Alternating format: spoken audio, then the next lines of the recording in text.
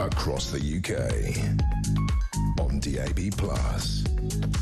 on YouTube, on your mobile, and on your side. This is Talk.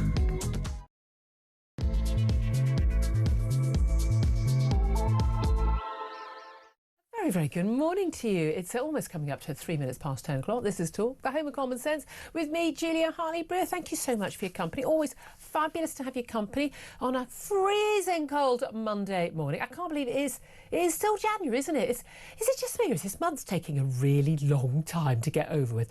Come on, spring, bring it on, bring it on.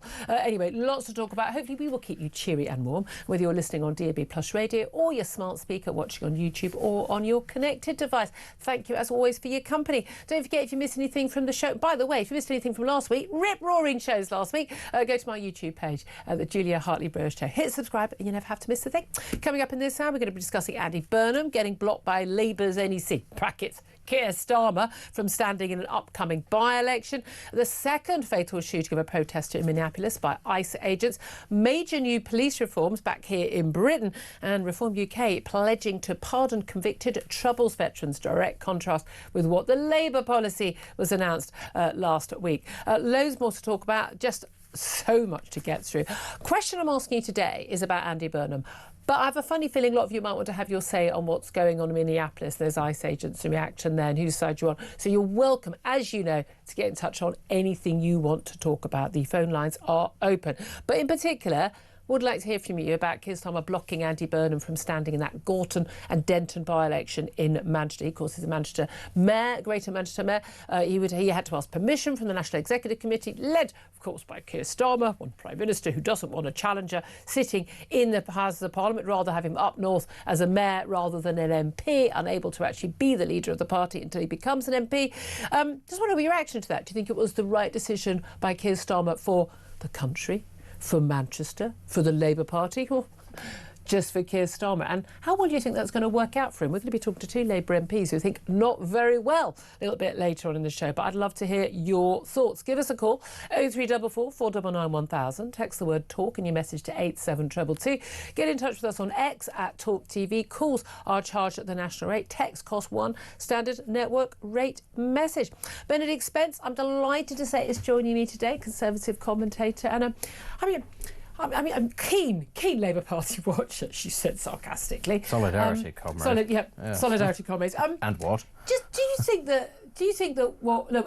I think we all thought that Keir Starmer was going to block Andy Burnham, didn't we? Yeah. I mean, Keir Starmer was in between a rock and a hard place. He didn't want Andy Burnham back in Parliament, but he didn't want to be seen to be the bloke who was blocking him when he's his most likely challenger, the King up north, Mr. Lefty, clearly backed by Angela Rayner. And also, by the way, I say both terrifyingly and hilariously, apparently, planning to make Ed Miliband his Chancellor if he was leader. I mean, come on, just for the laughs, guys. It's one of those where you just have to sit back and say, first and foremost, Andy Burnham solves none of the problems that this country is currently facing. So anybody who was sort of hopeful that if he were to become an MP and then launch a leadership challenge, that everything would get better. He's a better communicator.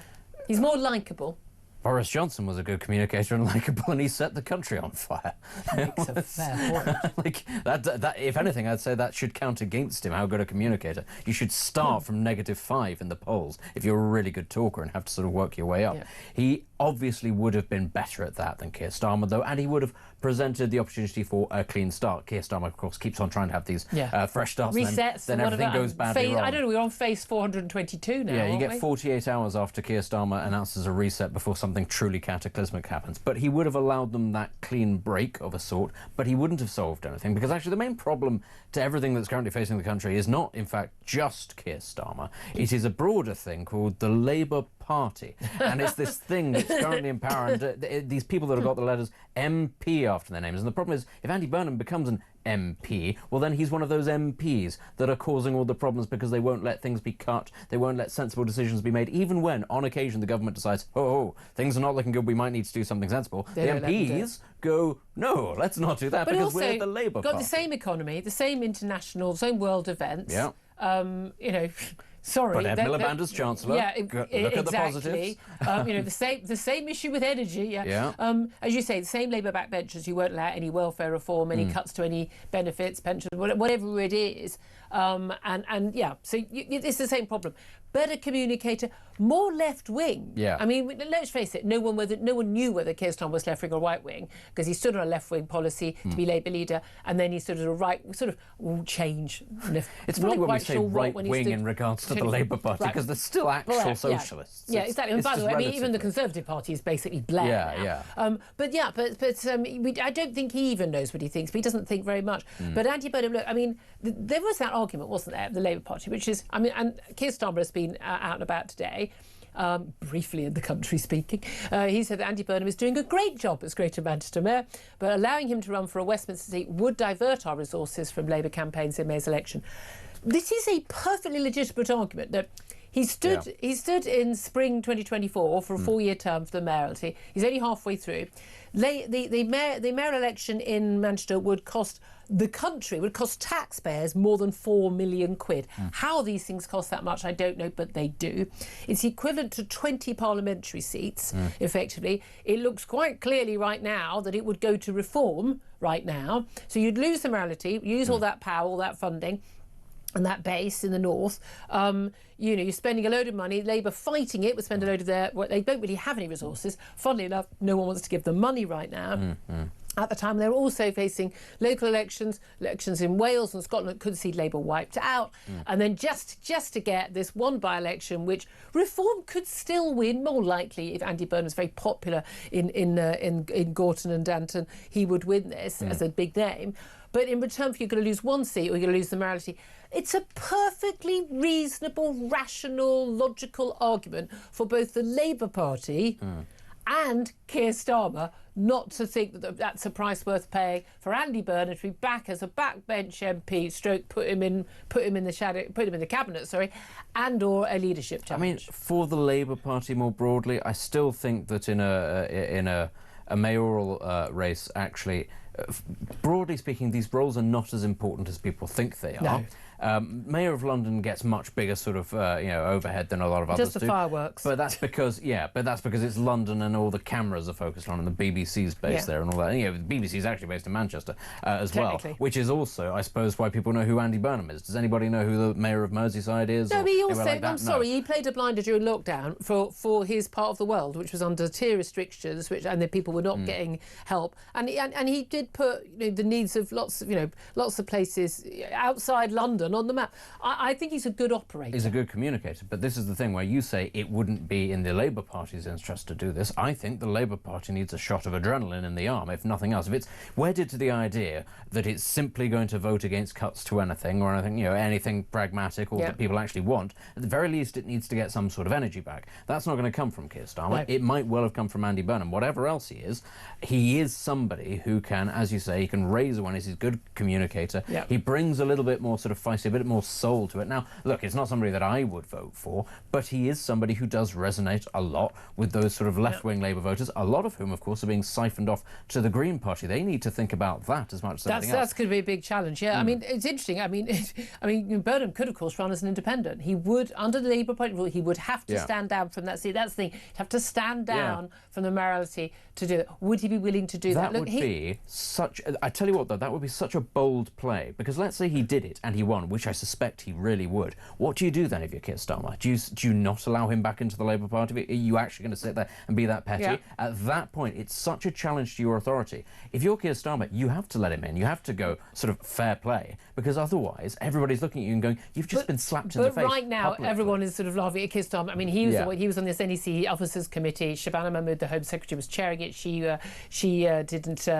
abstained. Lucy Powell, the Deputy Leader of the party, was the only member of that 10-strong committee that voted for Andy Burnham to be allowed to make this move. Starmer is looking weak. There's no doubt at all about this. Now, word is that Andy Burnham had about 100 backbench Labour MPs who were willing to back him if there were a leadership contest. He only needs 81. Wes Streeting apparently has got 200. Now, he may have support from MPs, whether it's that number or not. Good luck with you. Good luck with that. But he won't get the support from the party membership, I suspect. Does all this debacle, does this overall leave Keir Starmer weaker or stronger? It leaves him weaker, ultimately, because all that he's demonstrated now is that he didn't have the confidence in his own ability to see off Andy Burnham, to let Andy Burnham fight for that seat by himself. Ultimately, that would have been the stronger thing. And of course, even though it would have been more likely Burnham would have won the by-election, there is every chance that had the Green Party put up a good candidate against him, they would have siphoned up enough votes to let Reform in as well. Because I tell you what, Reform would have seen Andy Burnham sitting in that seat and gone, we are going to throw the kitchen sink, because we're going to prove to the country, we're not just going to knock out this guy, Keir Starmer, at the next election, we're going to knock out the guy that they try to replace him with. I tell you what, though, that, I mean, it really would have been the comedy solution would have been, yeah, you can stand, give up the melty, run for it, and then. Well, the thing is, I don't know if he'd have to give it up. It's very confusing. The Labour rules say he does, but there's no legal requirement for him to give it up. I think they would have kind of kept it on a, but then Andy Burnham losing it, because that would have been just for the laughs. Very amusing. I'd love to hear your thoughts on this. Give us a call, 0344 499 1000. Do you think Keir Starmer's weakened, strengthened? Would you reckon Andy Burnham as a potential leader? Just give us a call, 0344 499 1000. I also want to hear your thoughts on this ICE agent killing. Second protester in weeks who has been killed in Minneapolis. The only place this is happening is Alex Pretty. He was an ICU nurse. This comes after Renee Good was killed when she was in her car. Seen a lot of the videos, lots of debate, and as per usual, this is completely what people are seeing, watching the same videos, and it's like 20 different angles. This is what this event was. What this, and it is a tragedy. I'm sorry, anyone getting shot dead, who's not a threat to people, is absolutely a tragedy. And I think anyone who thinks it isn't, I'm sorry, is quite immorally questionable. No, he's looking. No, it's not that I think it's not a tragedy. But this is the thing. People are coming up with their view on whether it was who was in the right and who was in the wrong based on their party allegiance. So you're a Republican, are you a Democrat, are you Tory Reform, or are you Labour? I think it's more complicated than that. It seems to me to be really, really simple. It's like I don't know why people on the left are justifying, but basically think themselves progressive. These are Democrat, hard, either hard left or really sort of like they think themselves progressive Democrats who are trying to stop federal agents mandated by the electorate and by the government to carry out law enforcement in their neighbourhood to arrest and deport illegal migrants and criminals. They're largely, the people they're going after are people who are in the country illegally, either before or after they have committed crimes where they are no longer allowed to be allowed in the country. That's it. That is what they're doing. The only reason ICE agents come tooled up like they're Rambo with their faces covered is because progressives on the left have been identifying them, and these people's homes and families, children, have been targeted. Okay, so it's very, very simple to me that these people are carrying out their duties, and it looks like they're coming in all mob-handed. That's because the local law enforcement have been told by the Democrat, governor and mayor, you're not to help. These are sanctuary cities. We're absolutely fine with a load of foreign illegal immigrants who are committing crime to be in this country. Well, I think that's insane. And these people are getting in the way. They are not protesting, they are obstructing. They're blowing whistles, they're in the face of these people. I don't think you should go to a protest and obstruct law enforcement officials doing their job. I definitely don't think you should do it with a gun in your waistband. But I also think very clearly that these agents need to calm the hell down a bit, and they are a bit too trigger happy. I thought the shooting of Renee Good was unnecessary by the agent. I think the shooting of this man, Alex Pretty, was unnecessary. But I understand why it happens in the heat of the moment. And watching a video at 20% speed, 24 hours later, from 20 different angles, is very different from the heat of the moment. Someone shouts, gun. The people on the ground with these ICE agents clearly thought this guy had a gun on him, and they thought the gun that had fired was his. And then they're going, where's the gun? And this agent goes, I've got the gun. He's already walked away with the gun.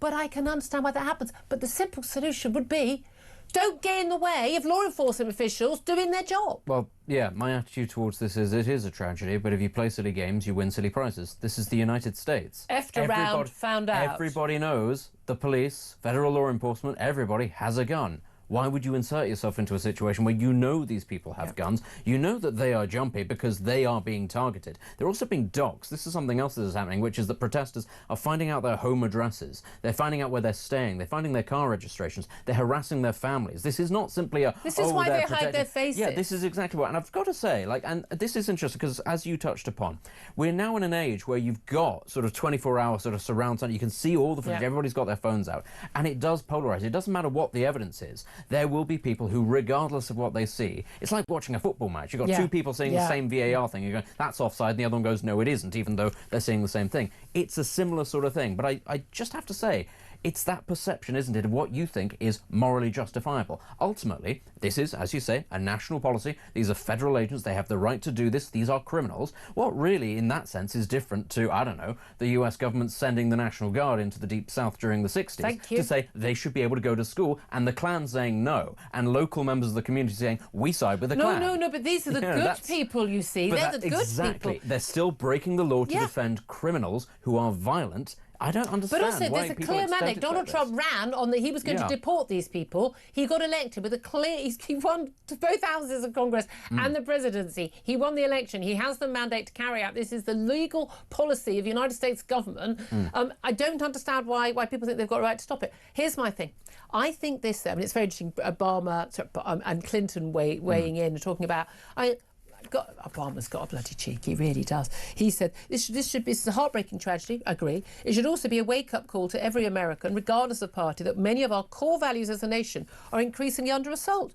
What the core value of allowing the borders to be completely open and criminals to stay among us in our neighbourhoods? I'm sorry, that's a load of abject, I'm be polite, nonsense. This is about the rule of law. And these so-called progressives and Democrats are basically arguing against the rule of law. President Obama deported under his government far more people than Donald Trump ever deported. But it wasn't an issue for the left because it was the nice man in Parliament, in the White House, not their man. And here's the thing. This has repercussions here. When you've got numerous people on the left, and even, you know, frankly, you know, in the Conservative Party, Priti Patel talking about the Reform Party as National Socialist when it comes to economic policy. National Socialist, you mean Nazi? When we have routinely the Reform Party being called far right, fascist, you name it, by otherwise, you think, quite sensible, moderate people. They are setting us up for a situation where fighting against any policy that Reform brings in, even if they had a full majority, I mean, absolute majority, these were policies they'd put in their manifesto, the right to fight those both in Parliament, because they did it over Brexit, they didn't have the mandate for that, and they did it anyway, and on the streets, is justified because they're fascists, they're bad people. What they're doing, therefore, is automatically bad, and we are the good people, so right is on our side. We are being set up for these ICE shootings. I know we haven't got as many guns, but things can turn nasty. We are setting ourselves up right now for that to happen in the UK if Reform get elected. Mark my words. I mean, the irony of all of this is how fascism happens. Because ultimately, and I don't say that in The Guardian sort of, this is how fascism happens, this is the route towards it. That is how they speak. How did Mussolini rise to power? As a bulwark against aggressive left-wing organisations. How did Franco come to power? As the bulwark against a communist revolution. How did Hitler come to power? Because he promised to put down left-wing insurgencies. Oh, you know, with the threat of communism on the horizon. This is literally how fascism happens, when left-wing groups, left-wing politicians, left-wing movements decide, we're not going to play by the rules because you're all evil. And it's not the fascists they're talking about, it's the normal people. It's the voters, it's the petty bourgeoisie, it's the shopkeepers, it's the people who just want their property to be looked after and they just want the laws to be followed. And those people who don't believe in borders and don't believe in this and actively seek revolution, they go, well, we're not playing by the same rules, so we're just going to do what we want. And then that's when the right-wing backlash happens, and those people they're always surprised. Always more violent and more organised by nature, and the government of the day says, please help us, and that is how it happens. And then we're going to sit there and go, who could possibly have seen this coming? Exactly. I mean, watch it coming. I tell you what's fascinating. The BBC yesterday, 7 stories on this this killing by ICE agents. So on their front page, 7 stories. Yes, they were leading on, well, some of the time, were leading on the Andy Burnham story, which, by the way, okay, is a parochial story. No, it's about who might be the Prime Minister of our country in a few months' time. I mean, it's a pretty relevant sodding story. But one a second person being shot in Minneapolis. And by the way, ICE agents are going around the country. They are deporting, grabbing, huge numbers of illegal foreign criminals off the streets. So only in Minneapolis where this is happening, where you're having these protests en masse. I'm just saying, there's a link there. But the Iran protests, okay, and the death toll, and the emergence that we are looking at on just January the 8th and January the 9th alone, over 2 days, 30,000 civilians, pretty much entirely unarmed. Some of them may have been armed, we don't know, but largely young people, most of them tend to be under 30, were killed, shot dead, beaten to death by the Iranian government and their IRGC. Not a mention. Not a mention. Now, 30% of the internet was back up in Iran yesterday. So actually the videos were coming out, the pictures of the body bags piling high, what's going on. BBC, barely a mention. 7 different stories about one man being killed in Minneapolis. Does that one life matter more? I mean, of course, if a Jew had been involved, then they would have covered it. But let's be honest. If a Jew had been involved, then you'd have had a story saying 10,000 Palestinians have also died. Yeah. I mean, let's be clear. Did you know, out of curiosity, that the entire leadership of the Chinese military has been arrested over the past fortnight? Yes, small point worth making. Yeah, they've been accused of selling nuclear secrets to the United States. Xi Jinping is now in sole control of the armed forces. Did you know that? The final remaining because general. if you looked on the BBC website, you'd have no idea that the world's second most powerful military is going through its most serious purge since Chairman Mao. You'd have no idea if you looked at the BBC. Point, our Prime Minister is travelling to China tomorrow, just after a major purge. Apparently, this is like a childhood friend as well of Xi Jinping. This man, but put it this way, Keir Starmer and Xi Jinping could have quite a lot to chat about getting rid of rivals for the leadership. No, exactly. But it's very, a major very, story, very. and the BBC, you would not know. And again, and we talk about public service broadcast. This is exactly the sort of thing that you want the BBC. And again, I read all the Sunday, broadsheets. I've seen loads on this. But I mean, again, it's one of the topics we're going to bring up later in the show because we want to cover these things. I mean, meanwhile, by the way, we've got police reforms, which Shabana Mahmood says are going to solve everything. Oh, nice. They are not. We'll come to them later. But let's just summary: they're not. They're going to cost billions, and nothing's going to change. I can tell you that right now. You know how I know that? Because every time they do this, that's what happens. A little bit later, rather, we're also going to be talking about the thousands turn out once again, and this is every Sunday now, to protest at asylum seeker camp at Crowborough. They've actually moved, young men in the dead of night. That tells you everything, doesn't it? And those protests are not going away. So we're going to be talking about that. Plenty more besides. I do want to hear from you. Keir Starmer's been out and about today talking about this Burnham by-election. Andy Burnham's doing a great job in Greater Manchester, but allowing him to run for this Westminster seat in Gorton would, he says, divert our resources from Labour campaigns in May's election. And by the way, they're already doing badly in those.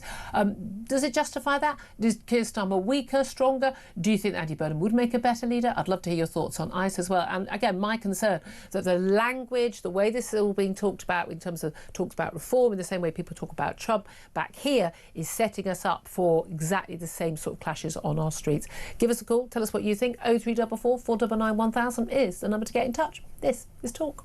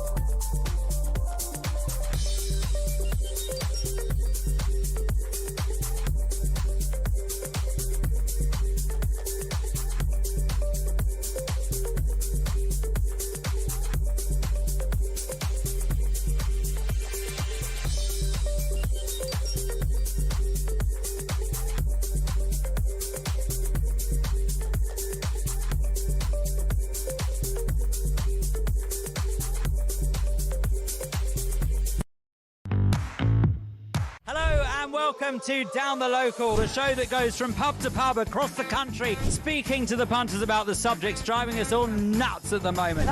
Rachel Reeves, Rachel Thieves, Rachel McCown. I don't really know Meghan Markle. I know Meghan Markle's from Suits, and that's about it. I don't know about anyone else, and I don't know where this is going. I have 0% beers, and I feel Raising the flag, I think, is symptomatic of this desperation. Is public transport good value for money? No, it isn't. You really don't like speaking to people. Across the UK, on DAB+, on YouTube, on your mobile, and on your side. This is Talk. Good morning, welcome back to the show. 10:27 is the time, and let's get to your thoughts on Andy Burnham, ICE, you name it. Give us a call. Coming up just after 10:30, we are going to be talking to a Labour MP, Carl Turner, what he makes of that decision by the NEC. Let's face it, by Keir Starmer yesterday to block Andy Burnham's return to Parliament. Let's get your thoughts first. Chris is in Hereford. Chris, hello, what do you want to say? Good morning. Morning. Morning. Basically, I think if Andy Burnham stood against Keir Starmer, I think Keir Starmer would absolutely get annihilated, and I think it's made him a lot weaker by doing with if he. Well, does it make him weaker? Because he's getting all the grief. Everyone's going he's weak, but he's also not likely in a few months' time to have, or a month's time, to have a challenger in Parliament who could, who's already basically set up for the challenge against him. Yeah, as I said, it's just complete and utter mess at the moment, because the simple reason is, I don't know if Andy Burnham would have made a good Prime Minister. I really don't know, sort of thing. But the Labour Party ain't happy about it, are they, to be honest? They are not. So we're going to talk to two Labour MPs who certainly don't seem happy about it. I mean, that's the thing. I mean, Andy Burnham is to the left of Keir Starmer. So if your criticism of Keir Starmer is he's not doing the reforms that are necessary, like, I don't know, cutting mad welfare spending and things like that, then hold your hats. Yeah, I think it'll be interesting to see who stands in that sort of by-election, because, as I said, I don't think Labour will win that by-election. Not without a big name or a popular name like Burnham. Yeah, that's going to be the interesting. But their argument is, you know what, we might win the by-election with him, but we'll lose the morality. So, what choice? I think that's what they're worried about. Do we need an extra Labour MP? No, they don't. They've got 400 odd. Yeah. Really interesting, Chris. Thank you for that. We get to some of your texts and tweets coming in this. Katie says the UK has become a dictatorship under Keir Starmer. Well, I mean, let's be honest, he's got form. I don't like these words being thrown around unnecessarily, but that the local elections being cancelled, was it 4.5 million now, losing out those local elections? I'm really hoping that reform challenge works. Ricky says, what did you expect from a tyrant who cancels local elections to cling to power? Tony says anything that keeps Starmer in post until Labour is removed is welcomed by me. The alternatives are too horrifying for words. And Neil says Starmer must realise he is now politically a dead man walking. Stephen says I'm surprised he's not cancelling the by-election. And Yasmin says he really does hate democracy, doesn't he? Yeah, I mean, those are all fair summaries. Let's go to Cindy, who is in Michigan in the States. She wants to comment on those ICE agents. Cindy, what do you reckon on the latest shooting of a protester? And Julia, always a brilliant show, always. And what I want to say is that the shooting, yes, it was a tragedy, but I wouldn't go at a protest and go with a gun to impede officers. Yeah, I agree with you. That's serious. Didn't need to happen. Bigger than the police.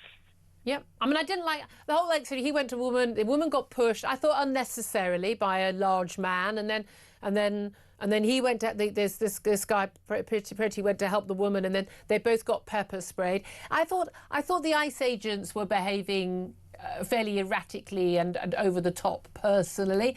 But again, you don't know what's been happening before, but we do know there have been clear threats to the safety, indeed their lives, of ICE agents. Yes, they're constantly getting pushed, shoved, hit, threatened, threatened, shouted at, whistles, horns.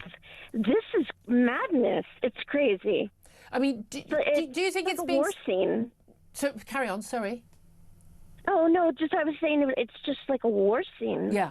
Do you think, though, this is being stirred up because Obama and Clinton are putting their tuppence worth in, saying, you know, our values are under attack, but Obama deported illegal foreign criminals. It's against the law to be a foreign criminal and be illegal in the country. I mean, it's enforcing the law with a mandate from the American people, and yet they seem to somehow be endorsing these protests, which have turned pretty physical.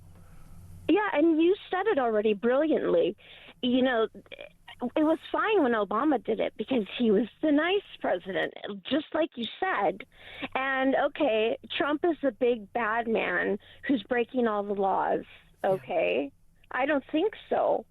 I mean, he's enforcing the law. People want to campaign to change the law and say, these people believe in no borders and no one's illegal. That's fine. That's what you believe, that's fine. Campaign to change the law, run for election on that.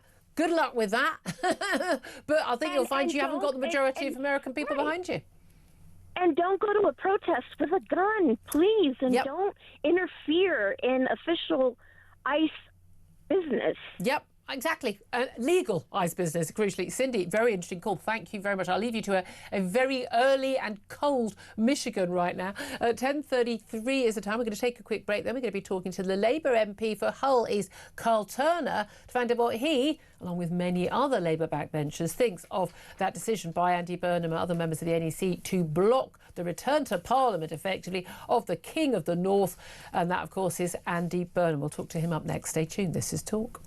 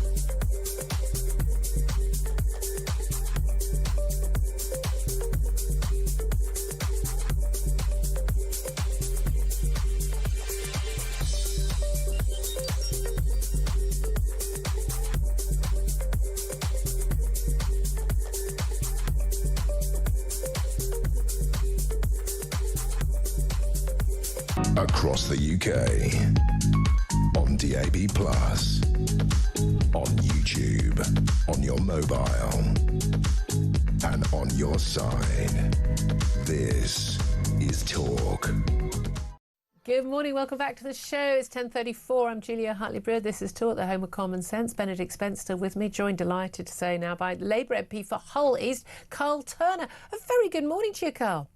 Good morning, Julia. Thanks for having me on. Thanks very much for joining us. Most of your colleagues are too fit to come on, so it's always nice to have a Labour MP willing to come on the show. Keir Starmer has been out defending his decision today to vote in the NEC to block Andy Burnham from leaving the Manchester mayoralty to stand in this Horton and Gorton by-election, saying, look, this is about funds, this is about your risk of losing a mayoralty as well. Is that a fair reason to have blocked Andy Burnham? Well, look, I think the PM was in a very difficult position, actually. I think he couldn't really do right for doing wrong in this situation. I think the excuse will be that it was about the fact that a by-election for the mayoralty would be required, and that's costly, not just for the Labour Party, but for the taxpayer. 4 million, apparently. It seems an awful lot of money, but my answer to that, Julia, is democracy is expensive, but it's very important. And if Andy Burnham, God love him, had have stood down because he had to stand down, i.e. he was ill or any other reason, that have had to have that democracy in order to ensure that we elect a person to represent the region as Greater Manchester mayor. I think the honest answer from me would be the reason that he was blocked by the NEC, and they're entitled to do it, was because they thought he'd be a challenger against the leader and it'd be destabilising. Destabilising for the Labour Party, destabilising for the country, or destabilising for Keir Starmer and his little coterie of mates in number 10? Well, I think probably both, actually. I think if there's a contest against the leader of a political party who happens to be a PM, I think it destabilises the country, and I think the markets shift and there's a reaction. I think this psychodrama, which the electorate can't stand, it happened with the Tories. We've not learned from our recent history in politics in that regard. But the truth is, it was to stop Burnham, and that's just the reality, because they thought he might challenge Keir. I don't think he would. I think you don't think he would? I don't think he would. I think, look, there's no doubt that Andy Burnham has got ambitions in politics and he wants to be the PM, but there ain't a vacancy. You know, stop Burnham then. That often, in my experience, been a political journalist for a very long time, that they don't tend to always wait for a vacancy, and you know as well as I do, with facing a trouncing in the local elections in Wales and Scotland. Could see Labour wiped out, for goodness sake, possibly losing, you know, a by-election for the mayor of Greater Manchester as well, equivalent to 20 constituencies in the north, which is supposed to be the stronghold of Labour. I mean, there's no question at all. There will be a challenge to Keir Starmer, in which case, would Andy Burnham, were he an MP in Parliament, would he be your first choice as a replacement? No, he wouldn't. It wouldn't be my first choice. Who would be? I don't want a contest, but I think what we need to do... You don't want a contest? I don't want a contest for the leadership. No, I want the PM to stay on and succeed.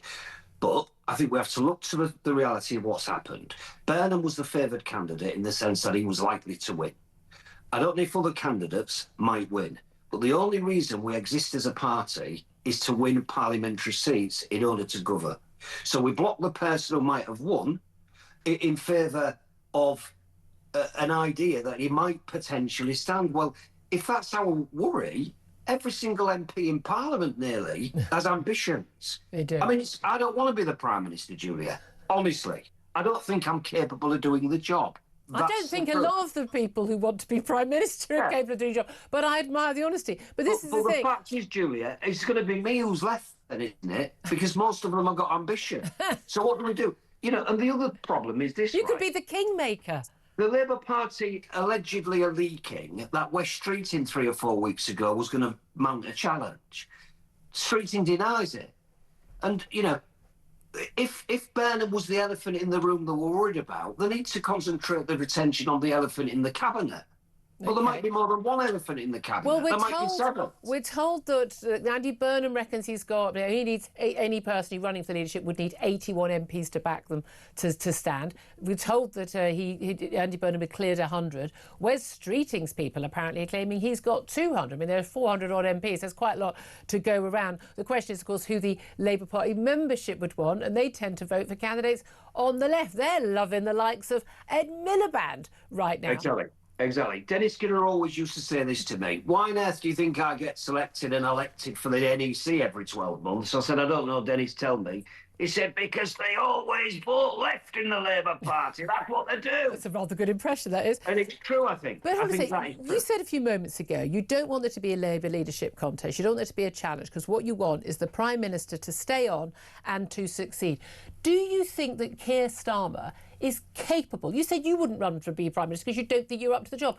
Do you think he's capable of being a good Prime Minister? Because there's not much evidence of it so far. Are you yourself threatened to rebel on issues like the random, out of the blue decision to, you know, scrap jury trials? He's had to U-turn. I think are we on 15 U-turns now? I lose track. He just throwing stuff, you know, literally plucking things out of a hat and making these announcements. Everyone's going crazy, including his own backbenchers and supporters. It goes back in the hat. He U-turns. Is he even capable of doing a good job? I think he is. I do. Truly, I do. Really? I think he's doing a good job on the international stage. I think he managed to get the US President Trump into a position where he semi-apologised for the insult on our By all means, British, that was the king. Soldiers and so on. It might have been the king as well. The king would be entitled to voice an opinion on that, in my view. So I think he's doing a good job. I think he's respected in the European Union as well. No, they love him. They love him because he's bringing Britain back into the EU. I think he's fostered good relationships there. On the domestic front, I have to be honest. I think the stuff that we are rebelling on is the stuff that was never mentioned in the manifesto, and it's the stuff that does come as a surprise to us.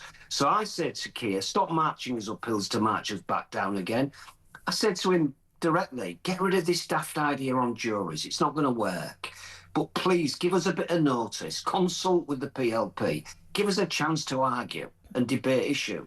That's not happening. But isn't this the thing? So you think he's doing fine on the international stage? That, by the way, that includes the EU. We're no longer part of it. I know you lot are desperate to go back in, but yeah, he's doing fine because he most of the time basically just does what they want. But also he doesn't have to consult anybody about that. But you think he's doing fine on what? Chagos Islands, surrendering those? Do you think he's doing fine on, I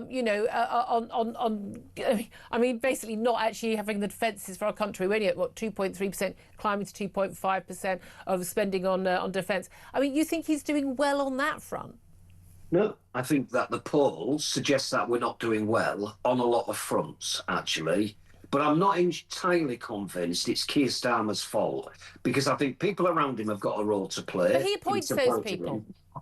I think that's it's not like he hasn't got special advisors who've just been randomly plucked from nowhere. The man in charge, a man or woman in charge. Sorry, it's the Labour Party, so it's always a straight white man. You know the rules. A man in charge of the Labour Party. You're the ones obsessed with this stuff, and then always. And by the way, Andy Burnham, straight white man.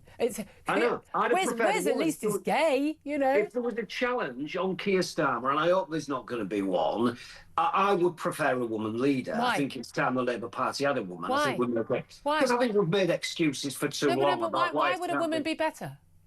Well, because I think in my own personal relationship, my missus tends to be mild-mannered, doesn't panic, doesn't overreact, give me advice. Is that a strong trait in female politicians in the Labour Party? I think women have got a tendency to calm things down to a frenzy, actually. You met Liz Truss? And not panic. I've met Liz. This idea that women and all men have a different... You think all women, or most women, have that tendency, so women would be better in these jobs? I mean, with all due respect, it's a bit sodding patronising. Women are a certain way. I mean, are we good at washing up as well? I'm better at washing up than my wife, I can tell you. But I think it is a bit patronising, and I don't mean it to sound like that. But why does it always have to be this man or that man? I'll tell you why that is. I'll tell you why the Tories just accidentally, without even thinking about it, keep electing either women or people of colour or women and people of colour. It's because they don't care about this stuff. It's not relevant. So people get ahead based on their abilities, as opposed to you tick a box, you can do that. You tick a box, you can do that. That's why the Labour Party doesn't have top quality or women candidates, because you tick boxes. And because you don't actually... It's an actual serious problem within the Labour Party. Let's come back to some domestic policies, though. Your Prime Minister, the man you think that is doing a good job and can be a successful Prime Minister, despite the fact he keeps appointing terrible advisors, he gives him terrible advice and following that advice and then backtracking on it, he has cancelled elections in... Well, he's allowed, because let's face it, it's up to him finally. He's allowed elections to be cancelled in 29 different local councils in May. They're going to be delayed. Some councils are going to serve 7 years in their terms instead of 4 years because of these elections being cancelled. And these are largely in Labour constituencies, in Labour councils, and that's largely them agreeing to that. 4+ million people are going to lose out on their right to vote. He's not a Democrat, is he? Well, the policy decision on that was about those authorities which are potentially changing the makeup of the authority, i.e. unitary. And it was a decision made by council leaders. They were given the option. Councils. I agree, they were given the option. And that was a decision by the government to give them the option. It was. So Keir Starmer's allowed it? I think it was a mistake. I think it smacks of desperation. I think it sounds like it's undemocratic to people who want to vote in local elections. I think it was a mistake, but I wasn't advising the PM at the time, or indeed whoever it was in the cabinet which took the decision. I suspect it wasn't. But he doesn't want a Greater Manchester mayoral election. He doesn't want a leadership election. He doesn't want a local government election. He tried desperately to overturn the biggest vote for anything in this country's ever voted for, the 2016 referendum to leave Europe. He tried to overturn that for 3 years as Shadow Brexit Secretary. Have we just got a Prime Minister who doesn't really trust the British people? Well, I think that's why this decision yesterday causes me real concern, because I think it does suggest that the Prime Minister is weak, not stronger. I wished it spoke to a strength of a leader who was prepared to have a challenge. I don't think it does. And I think the real honesty is, I think Keir Starmer, although it makes me worry, I think the potential for a leadership contest has got greater now. as a result. Very interesting. And do you think he'd win it? I think people might be a bit surprised because I think the Labour Party membership don't want all of this nonsense, and they want the PM, who is elected as the leader and Prime Minister, to continue. Look what happened when we tried to get rid of Corbyn. The membership were very cross with us. They kept the leader of the Labour Party because that person was the leader. I think Starmer, I honestly believe this. I think Starmer would probably win if it meant a contest in the membership. Yeah, but he'd have to get that. He could already be out by the MPs first, couldn't he? Carl Taylor, it's so interesting. Well, no, because he gets automatic right to stand as the leader. That's a good point. If it was a contest, he would be in the race. Yeah, but if you've lost the majority of the Parliamentary Labour Party, that's not going to look good, is it? We will discuss this another day, as and when it happens. Labour MP for Hull East, Carl Turner. Thank you very much indeed for that. Very quick word from Benedict Spence. I was just sort of terrified for Carl when he started talking about what women may or may not be like. Seriously, none of those were my traits. Put it that way. But no, it's sort of amusing though to then sort of get down into the nitty gritty, of course, because then we're talking about, well, he's saying that he thinks that if there were to be a contest, that Starmer would probably win it. You're kind of looking around and saying, actually, who really is there? Apart from Burnham, we all know that Streeting is very ambitious, but people don't like that in the Labour Party. They've got the same problem that the Tories did right at the end. Yeah. There's just a dearth of alternatives. Yeah. I'd love to hear your thoughts on that interview. 0344 499 1000. Up next, the brilliant Andrew Fox going to be talking about what reform may well be doing for veterans. We're going to be talking about the Chagos silence. Oh, yeah, and Donald Trump and ICE. This is Talk.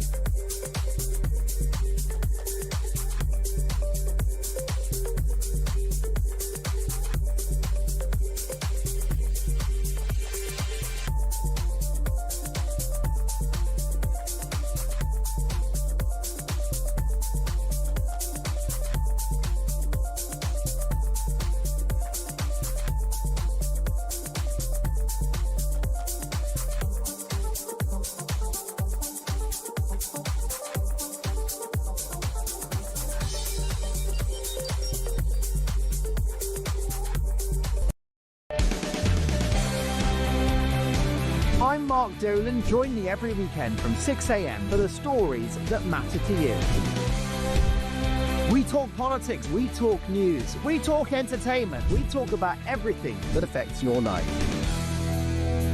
There's only one place to start your weekend, the home of common sense. Talk Breakfast on Talk.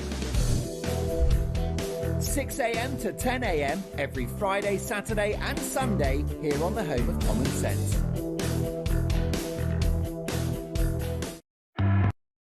Across the UK, on DAB+, on YouTube, on your mobile, and on your side. This is Talk.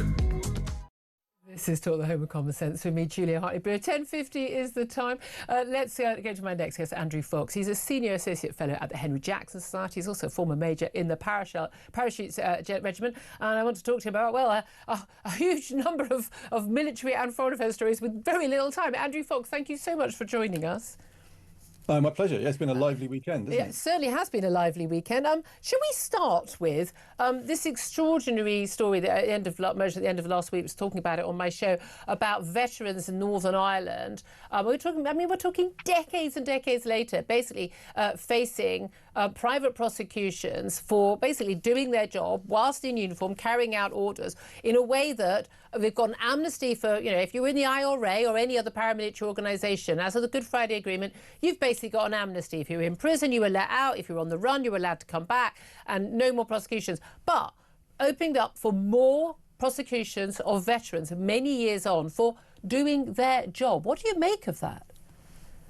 Well, look, Northern Ireland was a really unpleasant conflict, and lots of very unpleasant things happened. And you know what? I don't support a blanket amnesty for British soldiers who do things wrong on operations. That's what sets us apart from the terrorists. The issue here is that it's 50 years later. And to give you an idea of how complex and chaotic these conflict situations are, I was in firefights in Afghanistan, and at the end of them, I can remember one particularly where my section commanders and I couldn't even agree on which direction enemy fire was coming from. Yeah. And that was 5 minutes afterwards. So the idea that you can achieve justice after 50 years over some things that are so complex and complicated is just ridiculous. And as you say, it's a total dual standard, with the IRA getting a free pass and our poor veterans getting hounded through the courts on almost no evidence. No, indeed, and we know. I mean, this has happened with Iraq and Afghanistan, and we know this is happening closer to home now. And it's interesting. Reform this morning, they got a press conference. They've been writing about it, basically saying we are going to, if we get into power, we are going to stop this from happening. And this isn't, again, crucially, this is not about soldiers who've committed clear and obvious crimes, war crimes, murdering someone in cold blood with no good reason. We're talking about heat of the battle, confusion. I mean, we're talking Ice Age scenarios here, aren't we, in Minneapolis? But again, many, many years after the fact. Yeah, and there was protection for British veterans in place under the Conservatives. They brought in legislation. Johnny Mercer particularly fought very hard to get that in. And of course, Labour have reversed that. So Labour have changed that rule, and clearly Reform are promising to bring it back in. Well, they're saying it's incompatible with the European Convention on Human Rights. It's amazing how often the ECHR comes up, isn't it? It is, and it's also misapplied because other countries don't have this problem. I mean, look at the football match in Birmingham with Maccabi Tel Aviv. The suggestion was that we should do what they do in every European country, which is safely transport football fans to the ground from wherever they were beforehand, in coaches or on a train, whatever. Apparently, we couldn't do that in the UK because it's ECHR incompatible, and yet they do it in Europe all the time. I've been to Rotterdam away with Aston Villa, and that's what happened. My friends were in Turkey last week. Exactly the same thing happened, and yet because of the ECHR, apparently we can't. It makes no sense at all. It's genuinely painful, isn't it? It really is. Well, again, it's always the foreign court that seems to be blamed. Again, one of the reasons I voted for Brexit was like, I don't want foreign governments to decide. I don't want foreign courts to decide our policy here either. Foreign court also implicated, of course, in the Chagos Islands deal. It was the International Court of Justice with an advisory decision on whether or not we should, for no good reason at all, hand over the Chagos Island, including the Diego Garcia base, to the Mauritians, of course, hand in glove with the Chinese, no doubt pushing them to this. But at the end of last week, suddenly everything was just completely thrown up in the air when it emerged that the agreement to relinquish sovereignty of the islands and lease back the Diego Garcia military base was basically going to be, basically pulled. The House of Lords bill they were supposed to be debating, with the legislation expected today, delayed after they were told that it could violate a 60-year-old treaty with the US. Suddenly the Americans, thanks, we understand in part to Nigel Farage in a conversation he had with the Treasury Secretary, have woken up to the Chagos Islands deal and the defence implications for not just Britain, America, but also the West as a whole. Is this to be welcomed? Well, I certainly think so. I mean, it's really interesting, actually, that the Americans hadn't picked up on this beforehand. I think that's the most interesting aspect of this. Yeah. Because Diego Garcia is a strategic base for them. It's really important. They launch a lot of bombers from there. It gives them reach into the Pacific and the Middle East. And so it was always confusing to me that they would have agreed to this in the first place. They'd signed off on it. We've had White House statements signing off on it. It's quite bizarre. Yeah, very strange. And look, international law, this is the problem with the entire piece, is that it's entirely optional. And you can either slavishly adhere to it, or you can do as our enemies do, and that is completely disregard it. So it's tying our hands behind our back, making us less safe, whilst our enemies run around laughing at us. Well, indeed, and they absolutely are they not? And again, a huge cost. We understand a huge amount of the sums of money which we're told we're spending more on defence in the wake of that. Trump's demands for Europe start funding some of more of its own defence would actually be those payments to the Russian government for the privilege of leasing back the airbase we already own. I mean, when you explain this to people, it's so utterly bewildering and perplexing. People think you're making it up.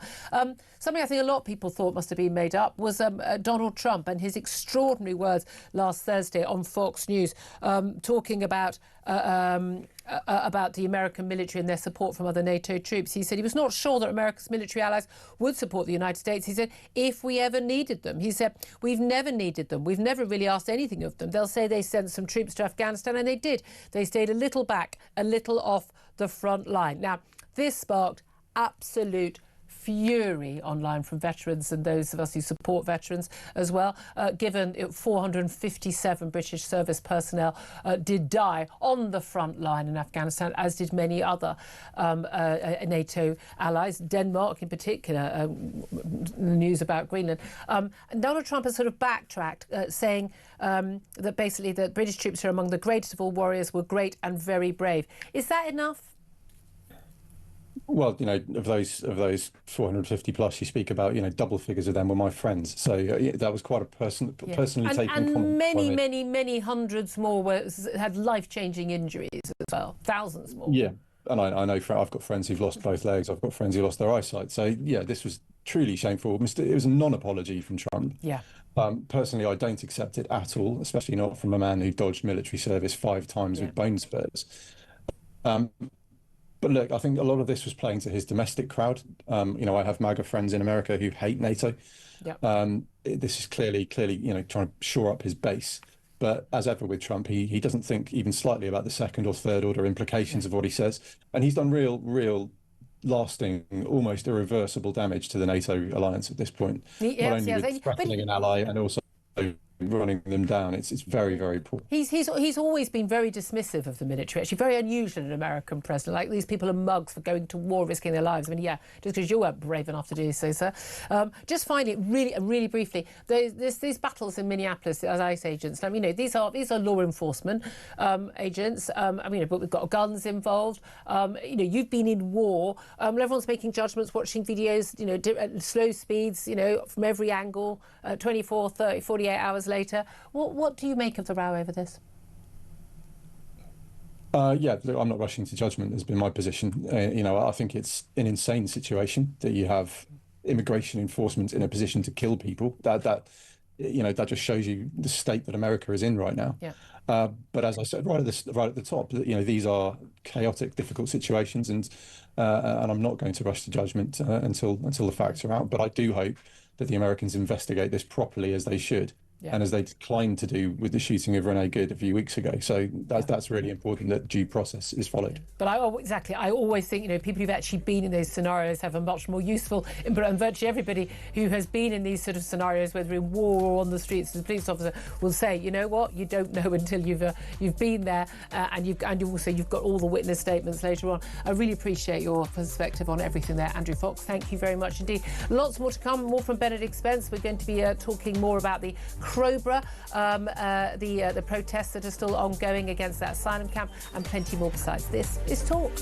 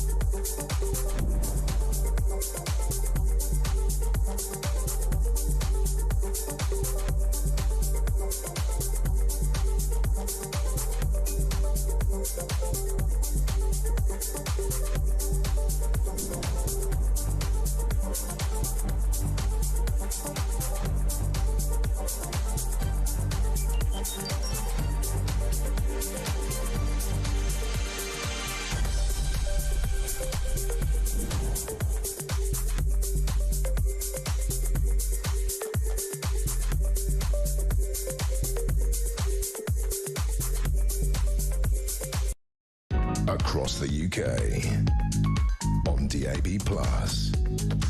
on YouTube, on your mobile, and on your side.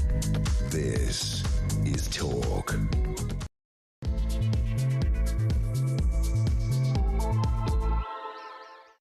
Very good morning. Welcome back to the show. This is Talk, the Home of Common Sense, with me, Julia Hartley-Brewer. Whether you're listening on DAB+ radio, on your smart speaker, watching on YouTube or your Connect device, thank you so much for joining us. Lots more to talk about. If you do miss anything from the show, go to my YouTube page. It's called the Julia Hartley-Brewer Show. You can hit subscribe and you never have to miss a thing. Coming up in this hour, we're going to be discussing more about Andy Burnham being blocked by the Labour Party from standing in an upcoming by-election. Has this made Keir Starmer weaker or stronger? Love to hear your thoughts on that. Plus the second fatal shooting of a protester in Minneapolis by ICE agents as well. It completely divided America and it seems most of Britain as well. And the number of graduates claiming benefits has risen to 700,000 and one-third of them, guess what? Mental health problems. Of course they have. And of course, we'll be talking about the thousands protesting in Crowborough every Sunday now against migrants being housed in the town's former army barracks. Of course, we actually saw some of those first arrivals bust in overnight, which tells you everything about what the authorities are doing before those protests. We'll talk about that coming up with a local councillor. Do get in touch. Love to hear your thoughts on any and all of the stories. We'll get to your calls coming up very, very soon. But Keir Starmer blocking Andy Burnham from standing in the Gordon and Denton by-election. They come up with lots of different reasons. They all seem quite reasonable, or is he just kind of frit, doesn't like democracy? Local elections, by-elections, leadership elections, not keen on any of it, is he, apparently, Keir Starmer? Referendums on the EU, not keen on that either. What's your reaction? Give us a call, 0344 499 1000. Text the word TALK in your message to 87222. Get in touch with us on X at Talk TV. Calls are charged at the national rate. Text cost £1, standard network rate message. Love to hear your thoughts on that second killing by ICE agents in Minneapolis. Not happening anywhere else. What is going on in Minneapolis? Maybe protesters are getting too in the face of people with guns, especially if they've got a gun themselves. Whose side are you on? Give us a call, 0344 499 1000. Delighted to say Benedict Spencer's still here. We locked the studio door to keep him. Conservative commentator. Give us his tuppence wealth and everything. Can I give people some advice there, Benedict, before I bring you in? Which is, if you're going to come as a guest on the show, as the Labour MP Carl Turner jested, best make sure your wife's not listening, eh? Because he was talking about how the next Labour leader, he wants Keir Starmer to stay on. If you missed it, worth a listen. He's talking about how he wants the Keir Starmer to stay on as Prime Minister and to succeed. We got into a conversation about who the next leader would be, and I said, would it be a white straight man? Of course it would be. And he said, no, we think we need a woman. I just said, why do you think?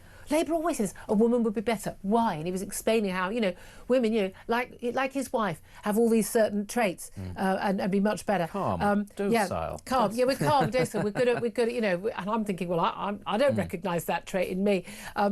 He did just send me a message saying, I won't tell you the exact words his wife used to it, because I don't think I can repeat those on there. The missus telling me I messed up, shall we say, on the on preferring a woman's leader. He did give me permission to tell you that. I wouldn't repeat a private message. But yeah, he got in a bit of trouble with the missus. Just saying, you want to be careful. Benedict Spence. Let's go back to the substantive issue here.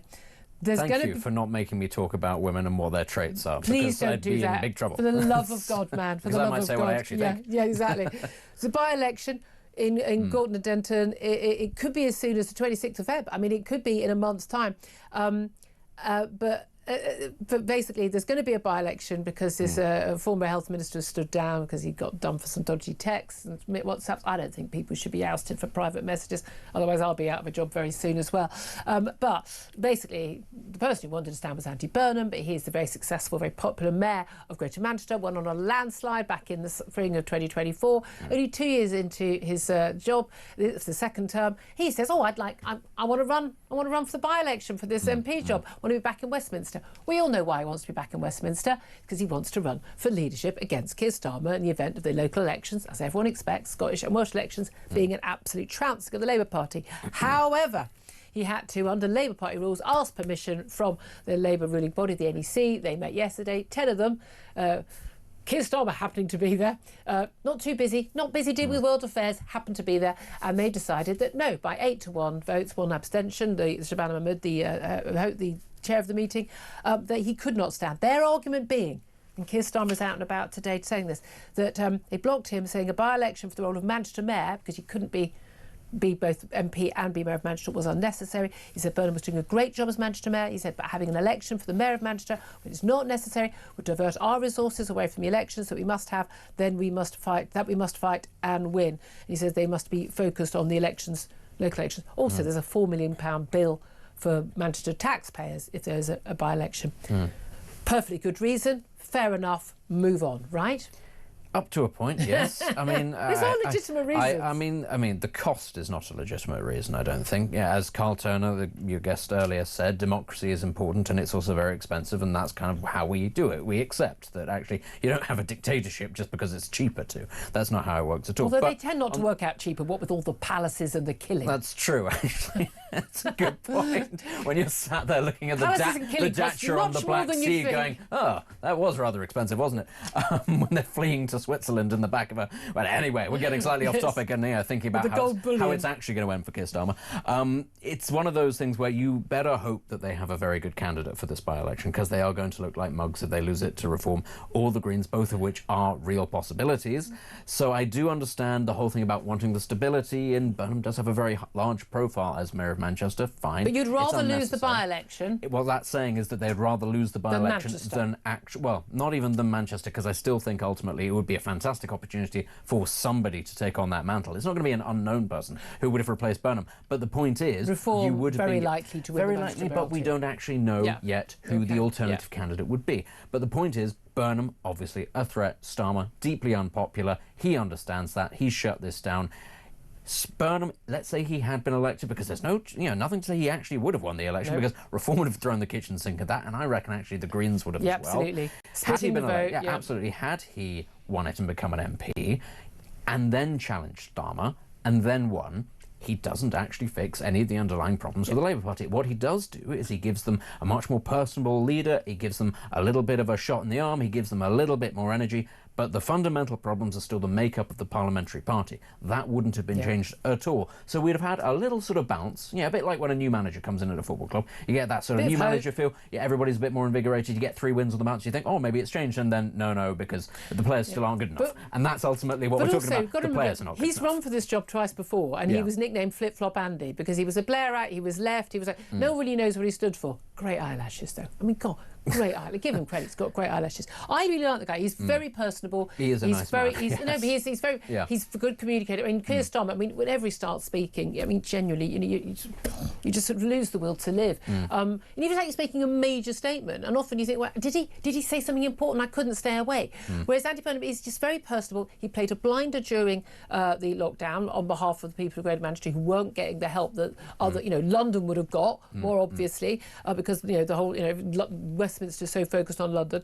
So he's good at that. However, major issues against him. Okay, he's flip-flop Andy. He's further to the left. Yeah. Apparently in talks, Angela Rayner back as Deputy Prime Minister. She wants to be the kingmaker. She can bring all our little supporters. Ed Miliband, who denies this, of course. Ed Miliband, the lunatic Net Zero Secretary, as the Chancellor. You thought Rachel Reeves was bad? Who can't sodding add up and hasn't got a clue what she's doing, doesn't even know what job she's done. Seriously? Ed, I mean, genuinely, the country is finished in a week. I give it a week. I was going to say, the options are one Chancellor who has to count on her fingers and another one who says, baby, where we're going, we don't need fingers. We're all going to be dead. I mean, seriously, we'll be back in caves by the end of the week, guys. Honestly. The bond market. Andy Burnham thinks we shouldn't have to rely on the bond markets. I hate to tell you, mate, all governments rely on the bond market. It's how you pay for everything, mate.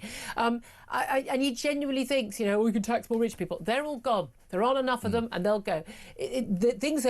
There is nothing that would get better other than a little bit of the PR from Andy Burnham. Now, I am told reliably by someone in his circle that Andy Burnham is having a meeting today with his allies, with his advisors about what to do next. Now, he must have known there was a jolly good chance that if he put his hat in the ring to run for this seat, Gorton and Denton, in the Manchester area, of course, that he would be blocked by the Prime Minister from standing. He must have had, plan B But he can be blocked every single time. You can. Because there is a rule in the Labour Party, you cannot run for a seat and be a mayor. The thing is, if he keeps on doing this and people keep on giving up their seats for him, it does, I think, begin to demonstrate that people are deeply unhappy with Keir Starmer. But of course, that's only about getting onto the selection process. Actually, if he were to then stand... I mean, there was the talk about Clive Lewis giving up his seat in Norwich South, and you just think... Actually, I know that Norwich is like a little sort of bastion of left-wingness in what is becoming a quite, stark sea of turquoise in East Anglia. But again, I think that those people would look at that and go, hang on, we really are being taken from mucks here. How many Labour MPs are willing to give up their pay? There's at least 2. Yeah, but they're doing that on the promise that this one is Andrew Gwynn basically was being forced out anyway. And Clive Lewis Here's would be the other doing thing. it on the promise that something else would this is best for the Labour Party, whatever, best for the country. Is it best for, most importantly, Keir Starmer? Does this weaken him? Does this strengthen him?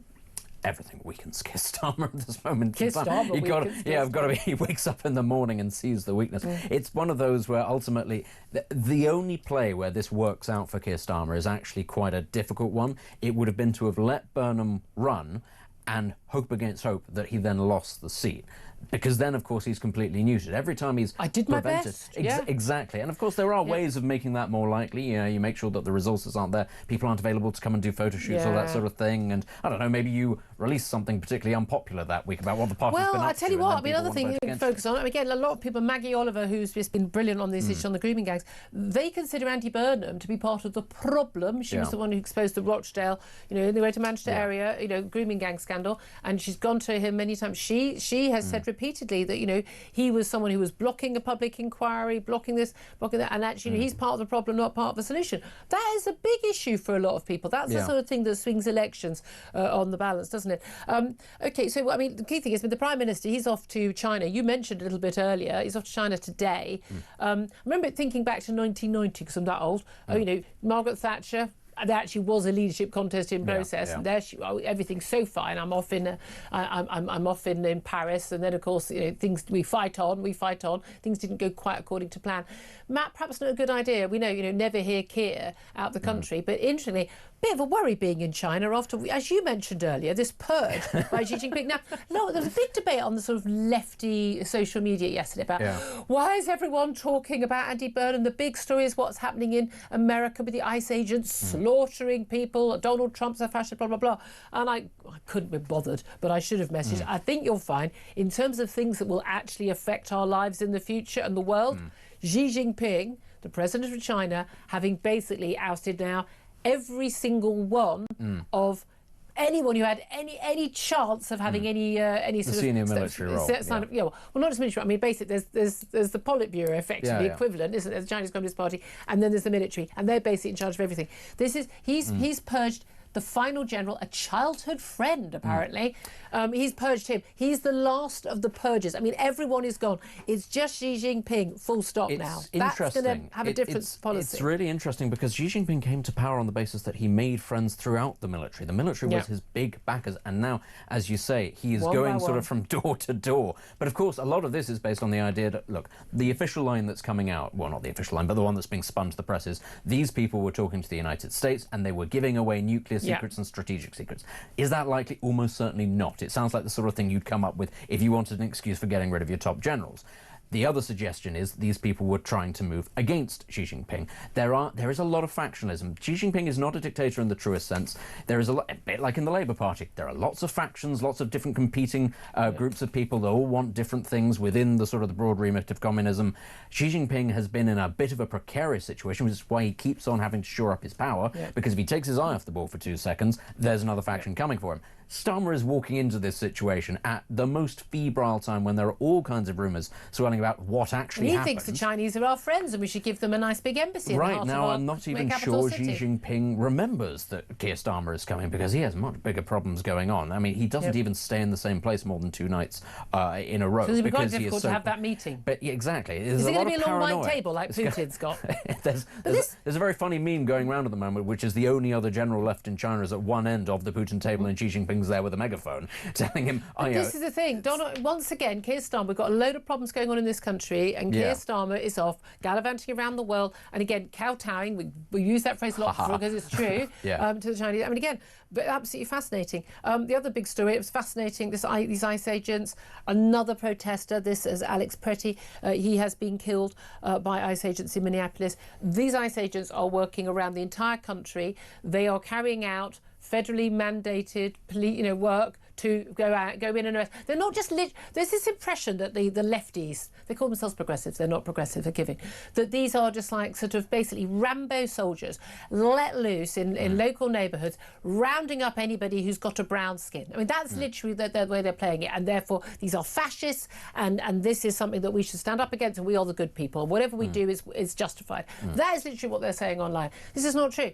This is a government policy which used to be carried out by Obama and every previous president, happened under Biden as well, but just to a very limited extent, of deporting people who have no right to be in the country, had no right to enter the country, or we have this country, you're a foreign criminal, and therefore you have to be deported. They're going around to get specific people who have been told you have no right to be in the country. They're going in. The reason why they are armed to the teeth, the reason why they cover their faces, is because they've been doxed and identified. Their families have been threatened. Their homes have been attacked by protesters on the left who think that's okay to do that. They are federally mandated by a president elected by the people with a mandate on this manifesto to do this, to carry out a policy that is the law of the land and already was before he became president. And no one was protesting when Obama was doing it, but now because it's Trump, it's a fascistic move. These people are out on the streets, they're blowing whistles, they're in the face, they're screaming, they're shouting abuse, they're saying threats. They're being told by the left that it's okay to threaten these people. These people are now effectively being backed by Obama and Clinton, who've written statements saying, this is in danger of losing our, our fundamental rights. But at the end of the day, don't try and stop a federal agent doing his sodding job. Definitely don't do it when you've got a gun in your back pocket. This won't happen. I still think he shouldn't have been shot. I still think that the Rihanna Good should not have been shot when she was in her car. I think that was an overreaction. But I'm not that sympathetic to these protesters. These people live in the United States. They ought to know better than anybody that law enforcement carry guns. I don't know what you expect. And famously, that a lot of them can be quite trigger happy. I don't know why this is a surprise. And that's at the best of times. That's during things like traffic stops. But, I mean, the thing is, a lot of this, what we're seeing now is the end result of the things that we talk about and have spoken about for a very long time.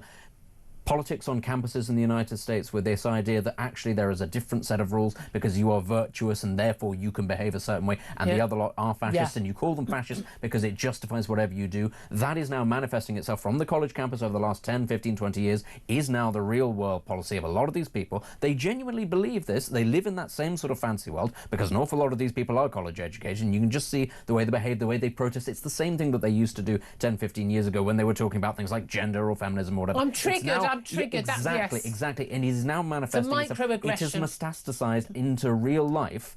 And the response, and I think that these people are, finding out, so to speak, because the US government is not some weak sort of college campus that's just authority that's going to just say, oh, okay, fine, you're very important to us, please don't be upset. These people have guns. These people are the law. These people are the enforcement. And they're a bit fed up with being shouted in their faces. And we're not on a campus anymore where almost everybody agrees on the politics. Half of the country, more of half of the country. This ain't Kansas anymore. Exactly. They are right-wing. They are. A lot of these people are very tooled up. They have a certain view of how the country should be. And it just, honestly, how it can be that people are so surprised that if you break the law and you go to these protests and you support people who are criminals, you might come face to face with these people. The protest is legal. Interfering with law enforcement agents doing their job is not legal. And even if it's legal to carry a gun, this guy was licensed and everything, it's just probably not a very good idea. And why are you carrying a gun to a protest? I mean, again, this is the way, and this is the reason why these agents are so trigger. And I'm sorry, they are trigger happy because they are jumpy. Why are they jumpy? Because of what has happened and the threats that are online. And I can absolutely understand that they are carrying out the law. If you don't like the law, campaign to change the law. Run for office. Support the parties that want to do something different. And if you absolutely believe there are no borders and no one is illegal and everyone should be allowed to live anywhere they want, commit any crimes they want, and not be deported, that's fine. But that ain't the policy. That's not. That is not, and never has been, the law of the land in America, whether you like the president or not. And as I was saying to you earlier, my big worry is this is all being set up to happen here. Now, we may not have our immigration agents with guns. We may not have our police largely with guns, and they've said it, made it very clear they don't want to have them. But you know, enough people are get injured on our streets. I am very, very worried about the protests that are going to come if and when Reform get elected, or say Reform, Tory coalition, or Tory party, whoever is. But anyone who gets elected to the next election, I can tell you right now, is going to be deporting foreign criminals.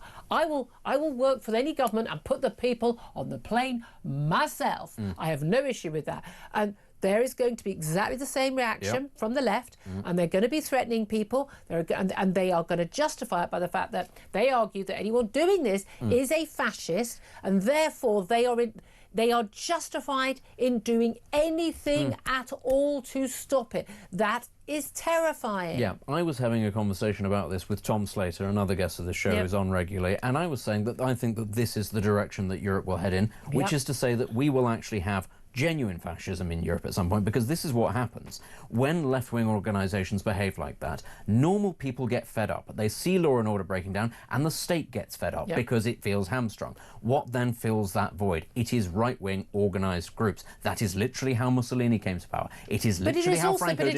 It is the left-wing. It was the BLMs. It was Antifa. It is always. You know, fascism is a reaction. It's the pro-Palestinian mob. They're all the same. Is a reactionary ideology from people who are fed up and want the restoration of law and order. With that comes nasty elements, of course. You need to keep law and order. If the left has pushed you to a certain extreme, people will open the door to right-wing extremists, because they do justifiably look at the two and go, at least that one promises me law and order. Yeah, that is the choice that you don't want to force people to. But then when you go around calling Nigel Farage a fascist and a Nazi, which has been going far right, I mean, they will think I'm those things as well.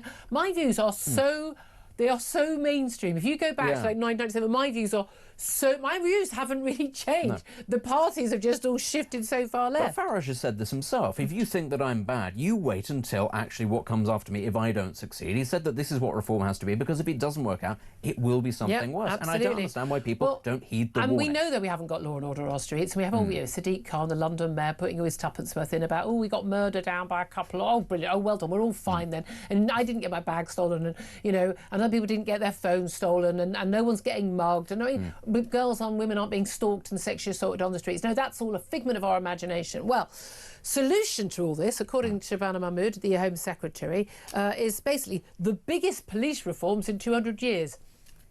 Are they taking 43 police forces down to 12, also instigating this new British FBI, about this National Police Service, to deal with serious crime, and then also having these local neighbourhood police dealing with sort of ordinary day-to-day, your shoplifting, your burglaries and the like.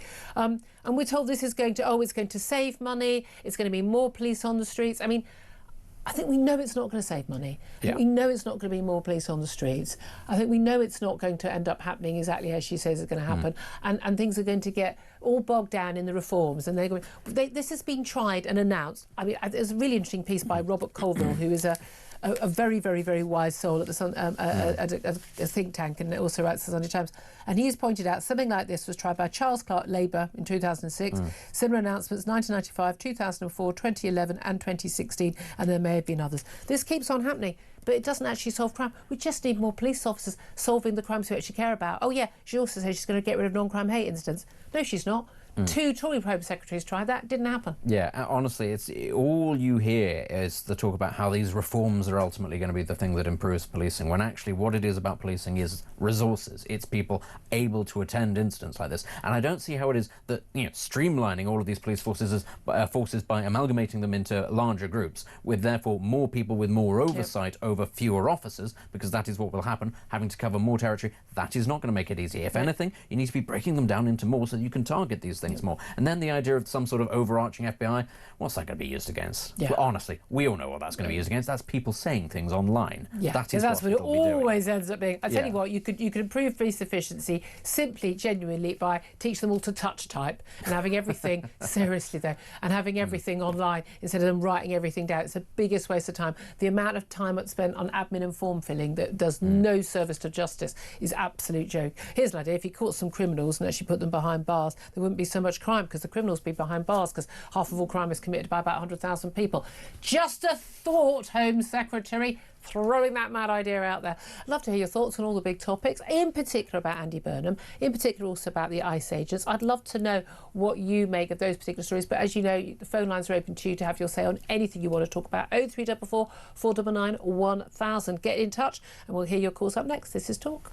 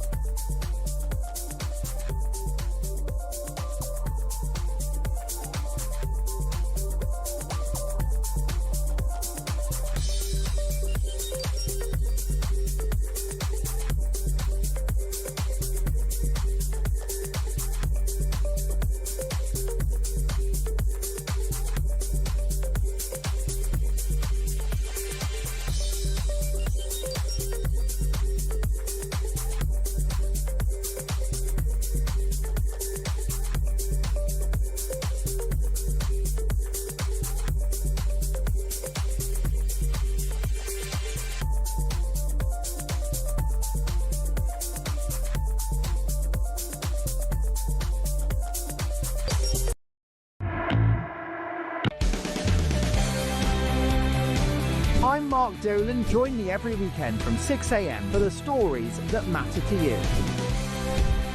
We talk politics, we talk news, we talk entertainment, we talk about everything that affects your life. There's only one place to start your weekend, the home of common sense. Talk Breakfast on Talk.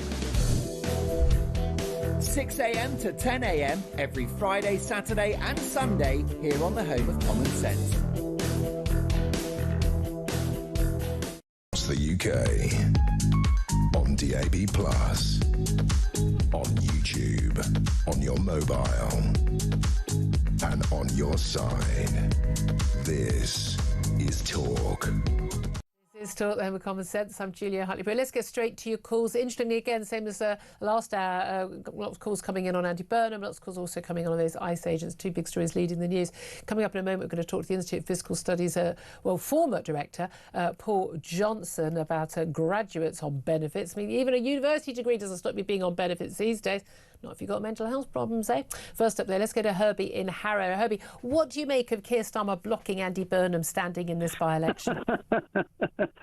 Julie, what a joke he is. He's a coward. Goes to show he's in control and he's going to do everything he can to stay in power regardless. He's undemocratic and he's a complete and utter waste of space. The man should be out anyway. It shows much he's running scared of the public, what they have opinion on. He does not like anybody that has an opinion that might be a threat to him. Yeah. Well, nobody likes to be he really doesn't like even being questioned by journalists. He goes to like a press conference and the people ask him questions and he's like, you can see him sort of riled, like, how dare you ask me a question? Yeah, exactly. Julia, he's a man that is complete and utter waste of space. It shows you how much he's running scared. There was no guarantee that Andy Burnham would have been elected anyway. That would have been the fun. That would have been the comedic outcome, wouldn't it? Oh yeah, totally. I mean to say, it just goes to show how much this man wants to remain in power, to control and make our life a misery. Okay, you don't want him as leader. Okay, it's not going to be anyone but a Labour Party MP. So who do you want? Well, I certainly don't want the Labour Party, and that's a dead cert. No, but that's who's elected. They've got the majority. They ain't going to be out anytime soon. Who would you prefer? Well, there's none of them really I would like. I mean, to say they're all a bad case. Whichever way you look at it, you know, whoever you're going to get, it's not going to be any better than what it is even now. Could be Ed Miliband. We're going to have to suffer the next 3 years. Could be Ed Miliband.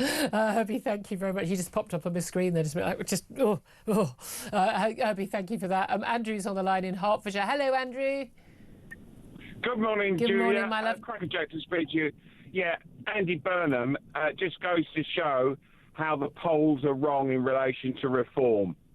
Why'd you say I'll that? tell you why.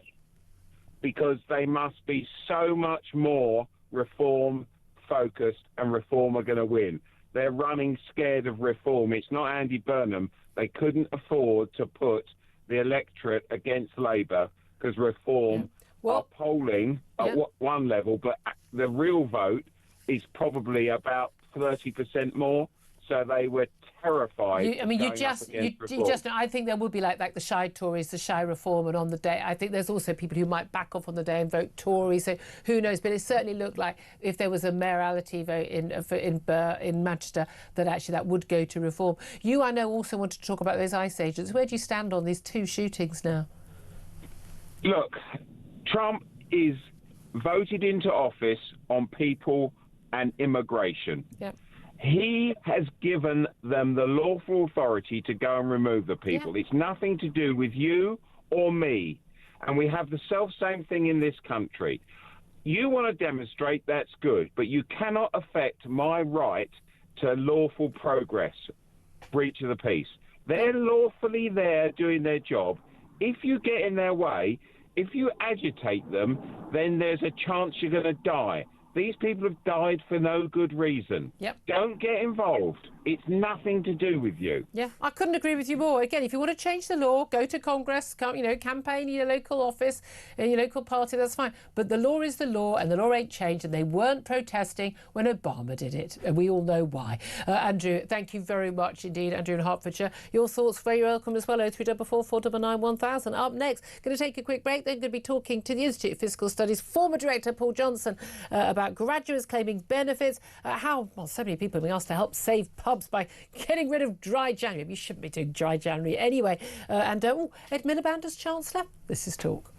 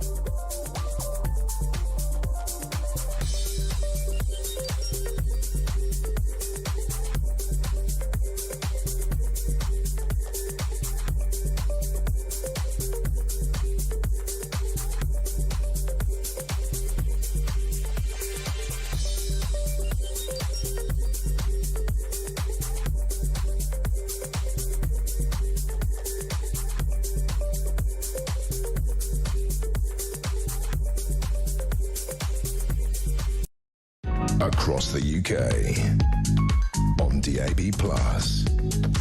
on YouTube, on your mobile, and on your side.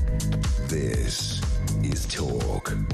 Good morning, welcome back to the show. 11:35 is the time. I'm Julia Hartley-Brewer. This is Talk. Delighted to welcome my next guest to the show, Paul Johnson. He's the former director of the Institute for Fiscal Studies and joins us now. Very good morning to you. Good morning. It's great we get you on more now you've left the Institute of Fiscal Studies. Got a bit more time on your hands in Oxford there.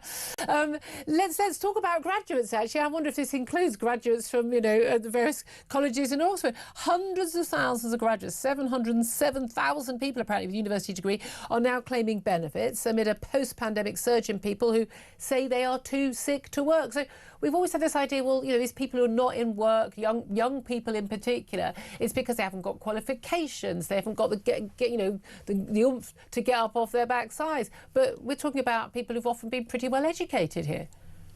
Yeah, I mean, it's important to be clear what that research is showing. That's graduates across the age distribution. Yeah. So there are an awful lot of graduates right across the age distribution. You're still much more likely to be out of work and much more likely to be on disability benefits if you don't have a high level of education. So, I mean, there's some remarkable statistics there, almost the opposite of what you're saying. If you're 30 and don't have any qualifications, you're more likely to be on disability benefits than if you're 60 and you're a graduate. So, I mean, there's a huge problem with people with low levels of qualifications, but the number of graduates on benefits, and particularly health-related benefits, has something like doubled over the last since before the pandemic. So it's an issue that's across the population. But we shouldn't ignore the fact that it's actually those with the lowest levels of education are much more likely to be disabled or have health benefits. Yeah, well, indeed. And again, as always in these cases, so much of it is mental health rather than physical health. And again, I can remember when I was first a political reporter, we were talking about people who were suffering from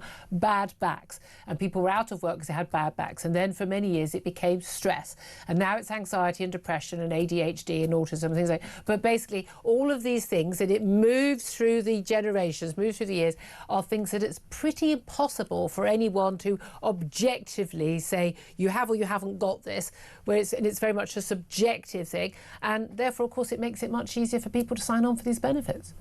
Yeah, it's certainly the case. If you look at people on benefits, as you say, the large majority do have those, quotes, musculoskeletal issues, which is essentially backaches or mental health problems. And for older people, as you'd expect, it's more likely to be a physical issue. For younger people, it's more likely to be a mental issue. And that's where, particularly among younger people in their 20s and 30s, it's this big increase in those who are claiming for reasons of mental health, anxiety, depression, what have you, that have grown so much. And you're right, these are much harder to diagnose, much harder to be certain about than some of the serious physical issues, which of course people have, and people are getting benefits for those reasons. But if you look at the big increase in terms of numbers, particularly, it's, as I say, in young people, it's the mental health issues for older people. And again, there's no particular explanation for this, and people say, well, it was lockdown, particularly affected young people at crucial times of their life. But of course, and again, these graduate figures are across the age range. But of course, many other countries, similar, European, Western democracies, had the similar lockdowns, some much harsher, and they have not experienced this. There is a big issue in terms of welfare dependency in this country. A lot of talk, even at the papers at the weekend, about things like pensions, and we're talking about Andy Burnham wanting to challenge the Prime Minister for the leadership of this country, and my guest in the studio, Benedict Spence, making the point that actually, look, whoever is leader of this country, and it's pretty much the same whether it's Tory, Reform, Green, Lib Dem, Labour, whoever it is, they've got the same numbers to crunch when they look at their in tray. They've got the same international implications of oil price hikes or gas hikes or war or whatever it is, but they've also got the same numbers in terms of how much you're having to spend on welfare, how much you're spending on pensions, and everything else, haven't they?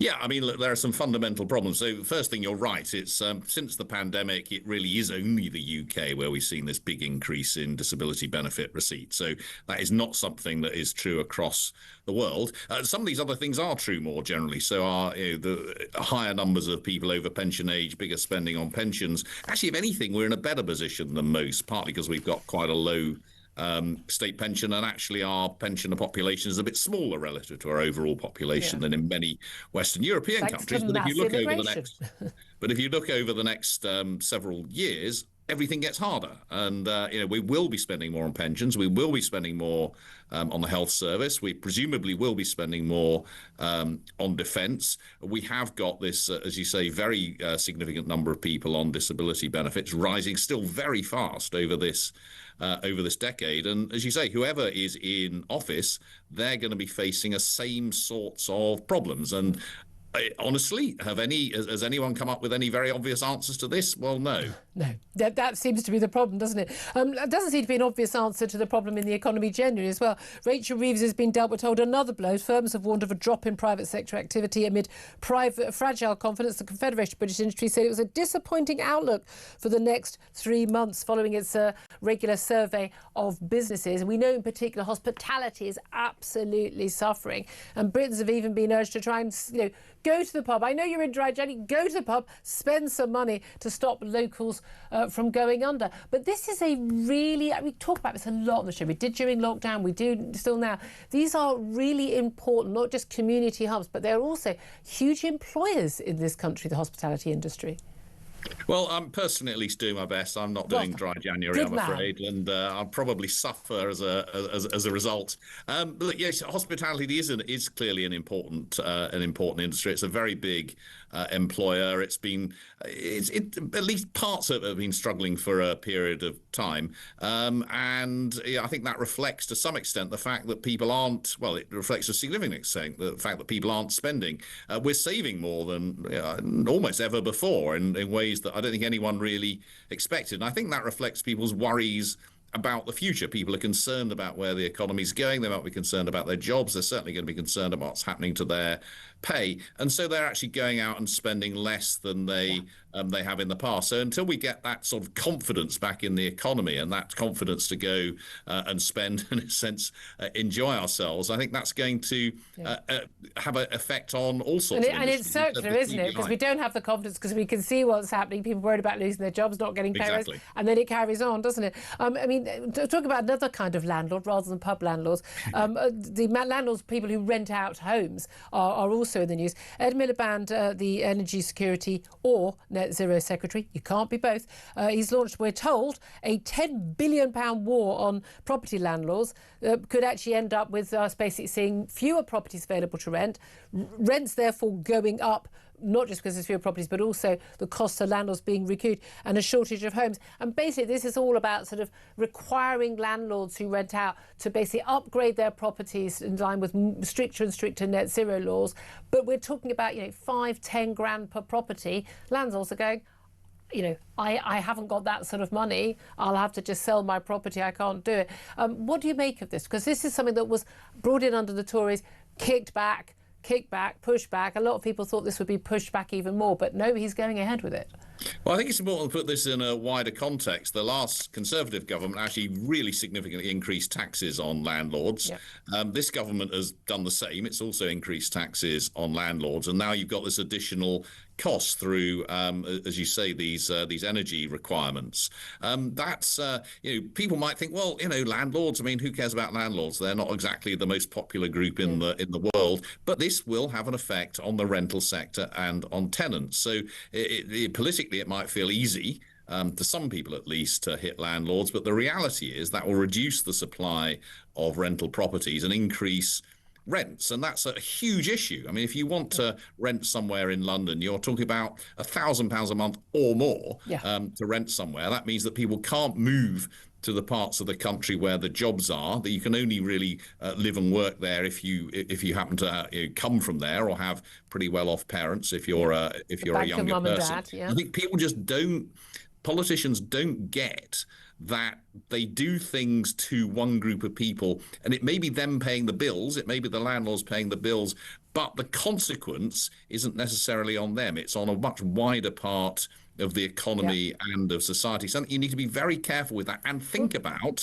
you might want to do the net zero stuff, but put that on top of increasing stamp duty for landlords, put that on top of increasing income tax for landlords, put that on top of increasing capital gains tax for landlords. You put all of that together and becoming and of course, we've actually had much wider set of regulation around rental contracts, which again is going to be putting landlords off. That's going to shape and change the shape of the housing market in ways that I don't think, honestly, the politicians are intending, but nevertheless, that's going to be the effect. But we have this with policy after policy, and again, it's all political parties not realising these unintended consequences, most of which, by the way, are entirely predictable and predicted. Well, they just don't bother doing the actual consultation. Let's talk to someone who knows about this stuff. And again, look, it's like, let's have rent controls. Brilliant. Okay, rent controls, wherever they've been tried, have led to basically fewer rent controls properties, are a disaster. Fewer properties coming forward. Because again, this idea that we have this idea that landlords are bad people. I know people, not myself, but people who have a property they rent. It's an investment for their pension. They are and they rent it out. They've got tenants. They treat them very well. The tenants like them. But they need to make enough money from the rent to cover the mortgage they've also got. And if they can't, with all that extra costs, they sell. That is no longer a rental property. I must ask you just finally, though, you're talking about this is the net zero policy. Again, it's not just Ed Miliband pushing this. This is Keir Starmer as well. But there's a lot of talk about leadership challenges against Keir Starmer. If we are told, everyone's denying it, but if we are told that Andy Burnham, if he did get in as an MP and he did stand as a Labour leader, apparently he wants his Chancellor to be Ed Miliband. given his understanding of economics, he has the same degree as me, rather worryingly, would you trust him to be a good Chancellor? Well, I'm struggling to find anyone being a good chancellor at the moment. Look, I mean, what would you get if you? I mean, you have to think what would a different chancellor bring? Well, if Andy Burnham wants a chancellor who's going to take his attitude and say we shouldn't be in hock to the bond markets, in other words, essentially seeming to believe you can borrow whatever you want, then that will worry me. That will worry me enormously. I mean, why would you choose Chancellor to one who's somewhat more, I assume, left-wing than the one we have at the moment? Either you think you can get away with borrowing more, well, I wouldn't try that if I was you, or you'll find someone who's even more willing to hike taxes. So, I don't think the problem is the individual Chancellor. As we were saying right at the beginning, we've got a whole series of problems facing us at the moment, and if we're not going to get a grip on the health bill, the benefits bill, and all the other things, then we're going to continue to struggle, whoever is Chancellor. Really good to talk to you. Thank you so much, Paul Johnson, former Director of the Institute for Fiscal Studies. Benedict Spence listening to all of that. Your thoughts? I mean, honestly, the thing when it comes to Andy Burnham and the economic ideas, and it is that thing where it's kind of like, well, you don't have to be in hock to the bond markets. It's the thing that just really sets the alarm bells ringing because, of course, we all remember the Liz Truss episode. Yeah. We all remember the thing that when you just try to think to yourself, well, international markets, they're not real, or they can be manipulated, or actually they'll understand what I'm trying to get through, even though I'm completely different. It's that sort of fantasy economics that we've had before with the Labour Party, and actually it's not electorally viable because the average voter is not that stupid, even if a lot of Labour apparatchiks are. It's really concerning. It's why I say it doesn't solve any of the problems. It might give Labour that shot in the arm, but can you really imagine how we're going to make it worse? It would be a really fun roller coaster week, but it would just be a week before they're out. It would be. They would make Liz Truss look like a long-serving Prime Minister.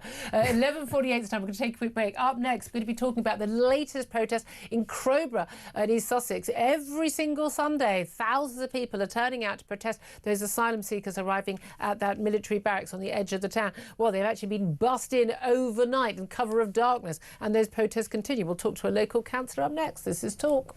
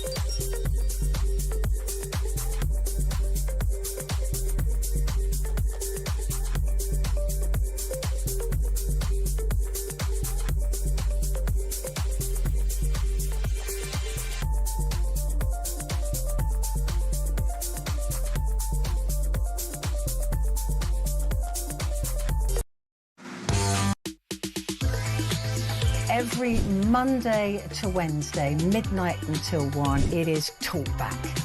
Such a shortage of housing. You've got landlords, right, have taken that on board, and it's an absolute disgrace. Your stories, your opinions, it is your chance to have your say. So they're literally just being rented out as hotels, basically. Yeah, rent a load of hotels. Well, that has really shone a light for me. UK on DAB+, on YouTube, on your mobile, and on your side. This is Talk. This is Talk, the home of common sense, to me, Julia Hartley-Brewer. 11:51 is the time. Let's turn our attention. We've talked about protests with the ICE agents over in Minneapolis. Let's talk about protests at home. Rather more sedate affairs, but absolutely those people are marching to protect their rights and indeed their loved ones, in many cases their daughters. And that, of course, there's protests that are happening now weekly, every Sunday in Crowborough in East Sussex, where for reasons entirely beyond most of reasonable people's understanding. The government has decided they're going to put some 550 illegal migrant men into an army barracks that is not many miles from the centre of town, not many, not surrounded by fencing, but just basically literally 20-minute walk. Local bus stop is where kids get the bus to school, right next to families living peacefully in that town. No wonder locals are up in arms, and why they are out protesting every single week, especially when last week the first illegal migrants who arrived were bussed in under cover of darkness. Let's talk to Michael Lunn. He's a Conservative councillor in East Sussex, Wealdon district. Of course, this area is a local Tory-run council. Thank you so much for joining us, Michael. Yeah, good morning, Julia. Thanks for having me on. Thank you so much for joining us. I mean, we've spoken to so many people who've been involved in these protests. And again, I'm sure lots of people on the left say, oh, you're horrible and racist and bigoted and far right and fascist and goodness knows what. These are just ordinary families, ordinary people. A lot of them are women, people worried about themselves, worried about their daughters and the risk to them from illegal migrant young men basically left to their own devices. These protests aren't going anywhere, are they? No, certainly not. And I was there for yesterday's protest. It was probably one of the largest protests we have seen in Crowborough. Over 5,000 people attended. I've seen different numbers, whether it's 2,000, 5,000. I mean, it's always difficult to count these things, but it's in the thousands. We know that. It's the largest one I've ever attended, and I predict it was over 5,000. Yeah. It was nearly half a mile long, so you can do the calculations from that. But it was full of families. It was full of kids, children, mothers, grandparents, elderly. We passed a care home, and literally the residents of that care home waving their Union Jacks, and the protesters waving back at them. It was very much a family-orientated event and very peaceful. Yeah, indeed. I mean, and again, it's interesting. I think like what happened at the Bell Hotel in Epping. There just seems to be this view for the authorities that you can either fight these things legally, or you just hope these people get bored and they go away and they just won't bother anymore. There's no sign of that happening. If anything, you say the exact opposite. But this was particularly spurred on, of course, this weekend by the bussing in under the cover of darkness of the first illegal migrants who were seeking asylum and going to be put into that camp. Tell us what happened. I would say, yeah, absolutely. The Home Secretary made the decision to bus in 28 illegal migrants into the camp overnight. The latest information that I have as a local councillor is approximately 5 of those asylum seekers, so-called asylum seekers that have moved into the camp, have actually absconded and actually left the area. We hope, yeah. So, yes. So they've been seen at Crowborough train station, presumably going to London, because the train goes to London. Obviously, who knows where they are now. So that may be a question you can put to the Home Secretary. Oh, well, if she'd ever agreed to come on the show, I absolutely would love to. But this is the thing, isn't it? Because when people... This is I never understood. I mean, the Tories were just as bad about this. When everyone said, we don't want these people living in local hotels. OK, well, we'll get rid of them out of hotels. We'll put them into, local houses of multiple occupancy. We went, no, we don't want them hanging, in the streets living among us or at the hotel at the end of the road. We don't want them here at all. Put them in camps or get rid of them. OK, we'll put them in camps. But we didn't mean a camp right next to a small town, literally easy walking distance, where the fences are open. I understand from one of the protesters interviewed yesterday that she was saying that, if someone they're allowed out, they have to sign in and sign out of the camp, but they're allowed to move freely at any time. They sign out, they don't come back. After 5 days, they are judged to no longer need accommodation. That's the end of the matter. Nothing happens.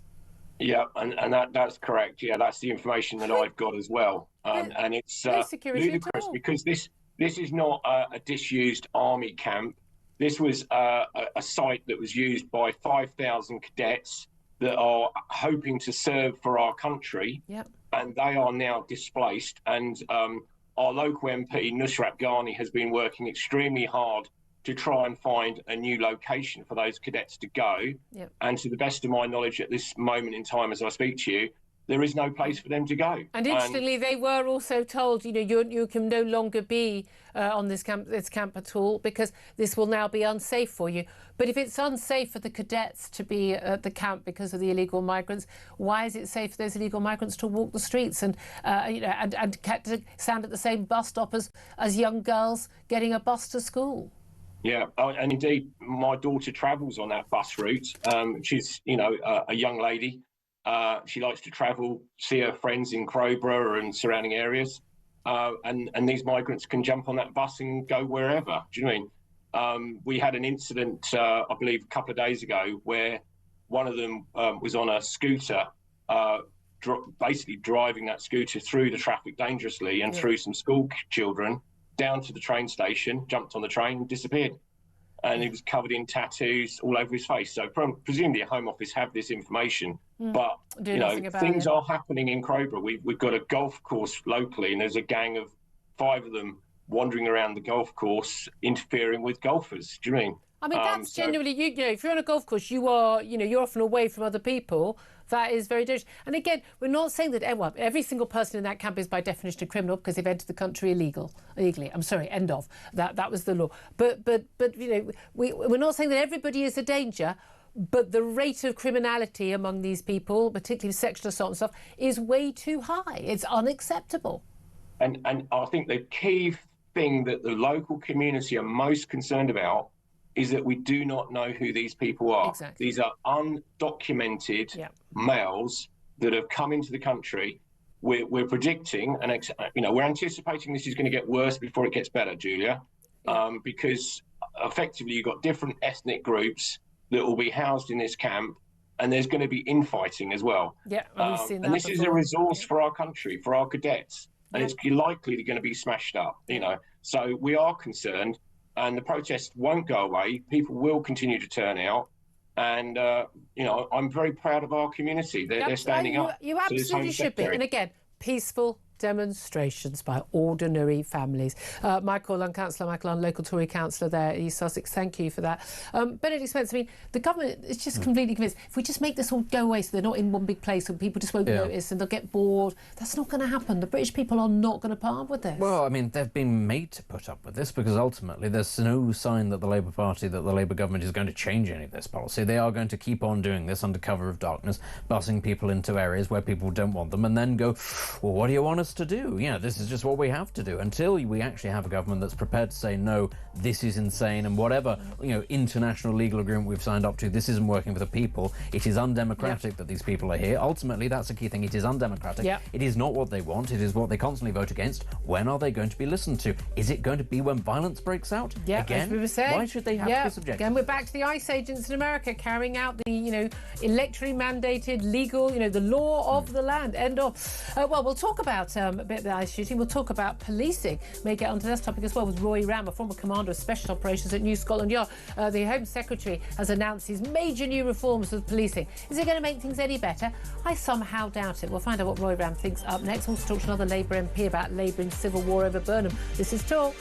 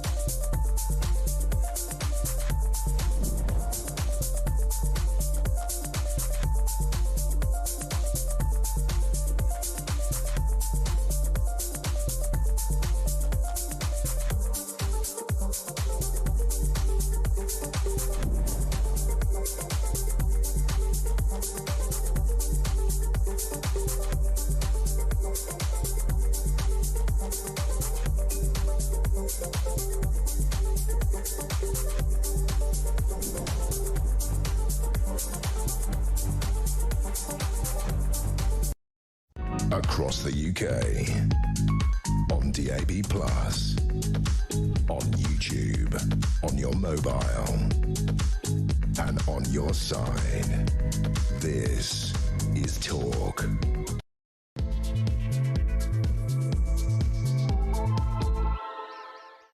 Very, very good afternoon. Welcome back to the show. This is Talk the Home of Common Sense. 2 minutes past midday right now.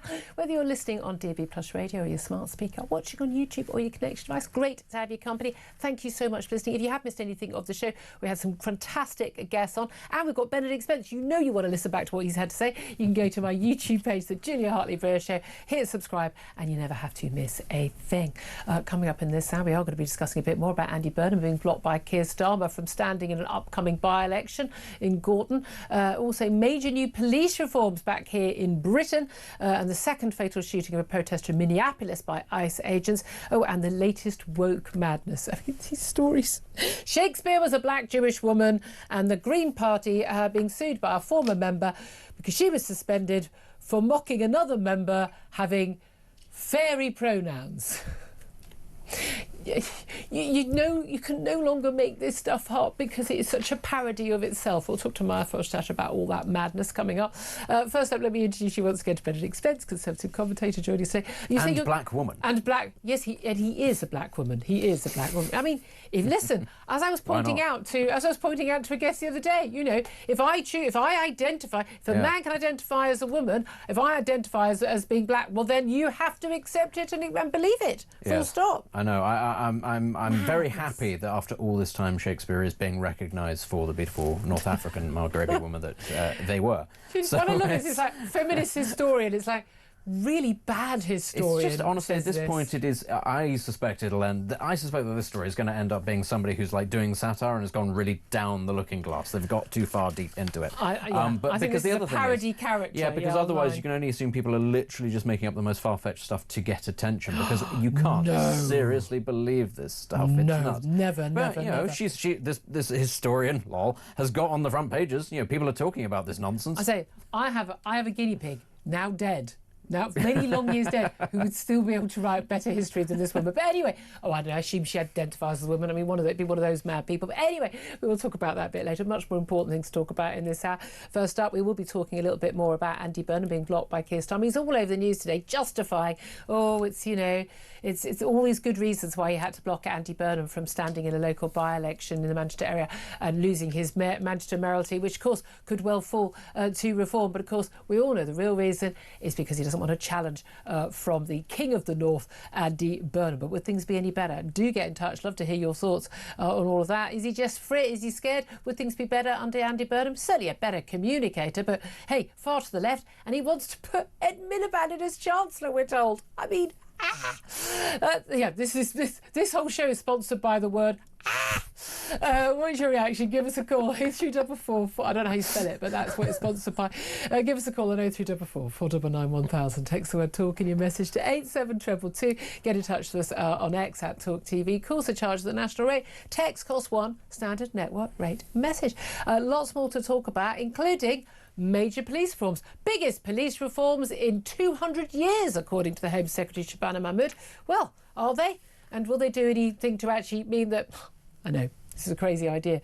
The police actually turn up when you've been the victim of crime and then try and investigate and then actually arrest someone, and then someone actually gets punished if they're found guilty. Because that would be a really good start to police reforms, wouldn't it? Well, let's talk about that with a man who hopefully can answer all those questions. Roy Ram, former commander of Specialist Operations at New Scotland Yard. A very good afternoon to you, Roy. Good afternoon, Julia. Thanks for joining us. Right, so there's a big fanfare for these police reforms. I mean, again, it's quite interesting. You know, these things have been announced many times before, have they not? But basically, you know, the biggest police reforms, some of the most significant police reforms in this country in 200 years. And we've seen, and this is all about, we heard some of this at the end of last week, 43 different police forces going down to about 12. A national police force that sort of takes over all sort of terrorism and county line stuff and massive fraud, including the National Security Agency and others, and putting it all into one body.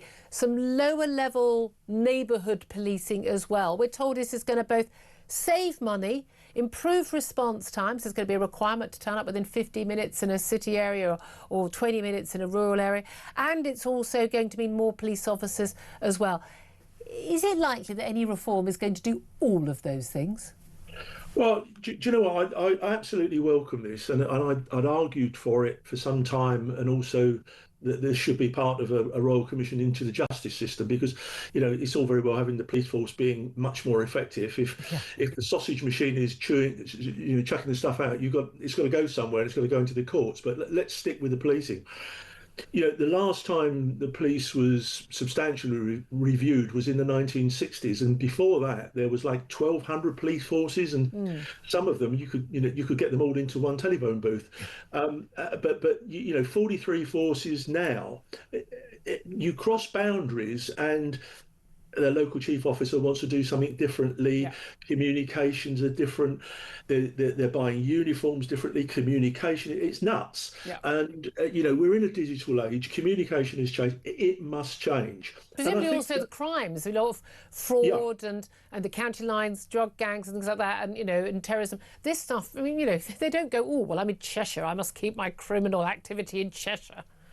Yeah, that's right. I mean, criminals know no boundaries. You know, it'd be great if you're doing surveillance and they get to the county boundary and turn around, but that doesn't really happen.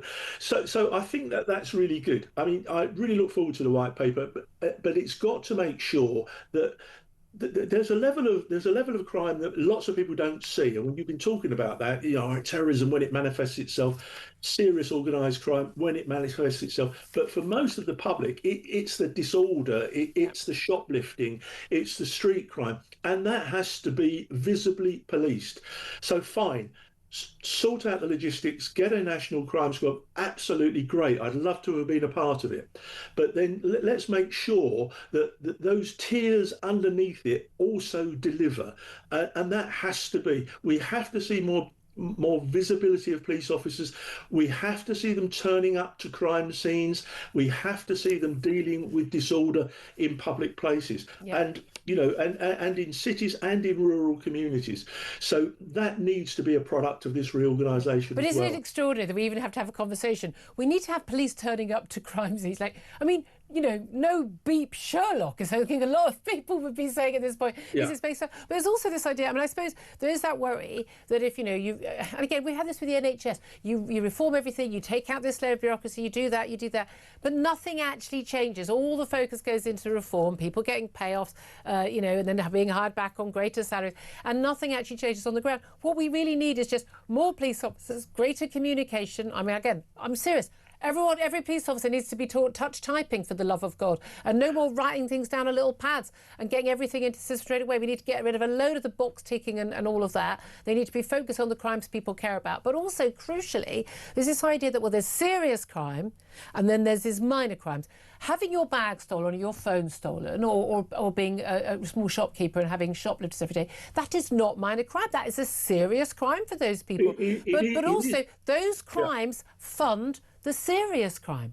It is. The impact on individuals is unquestionably important, and that's what, you know, when you're meeting friends and they're telling you what's happened to them, that's what's on their mind, and I completely get that. I've seen it a thousand this is gangs. times. You know, the shoplifting around my way, my local high street, I've spoken to all the shopkeepers about it. They've now organising themselves, you know, because it's been done by organised gangs, and they use that money for other things, you know. I mean, you know, the people smugglers, the drug dealers, everything. This stuff is all being, you know, funded by a lot of this minor crime as well. And if the police spent their time catching this low-level criminals, they may find they might actually tackle some high-level criminality too.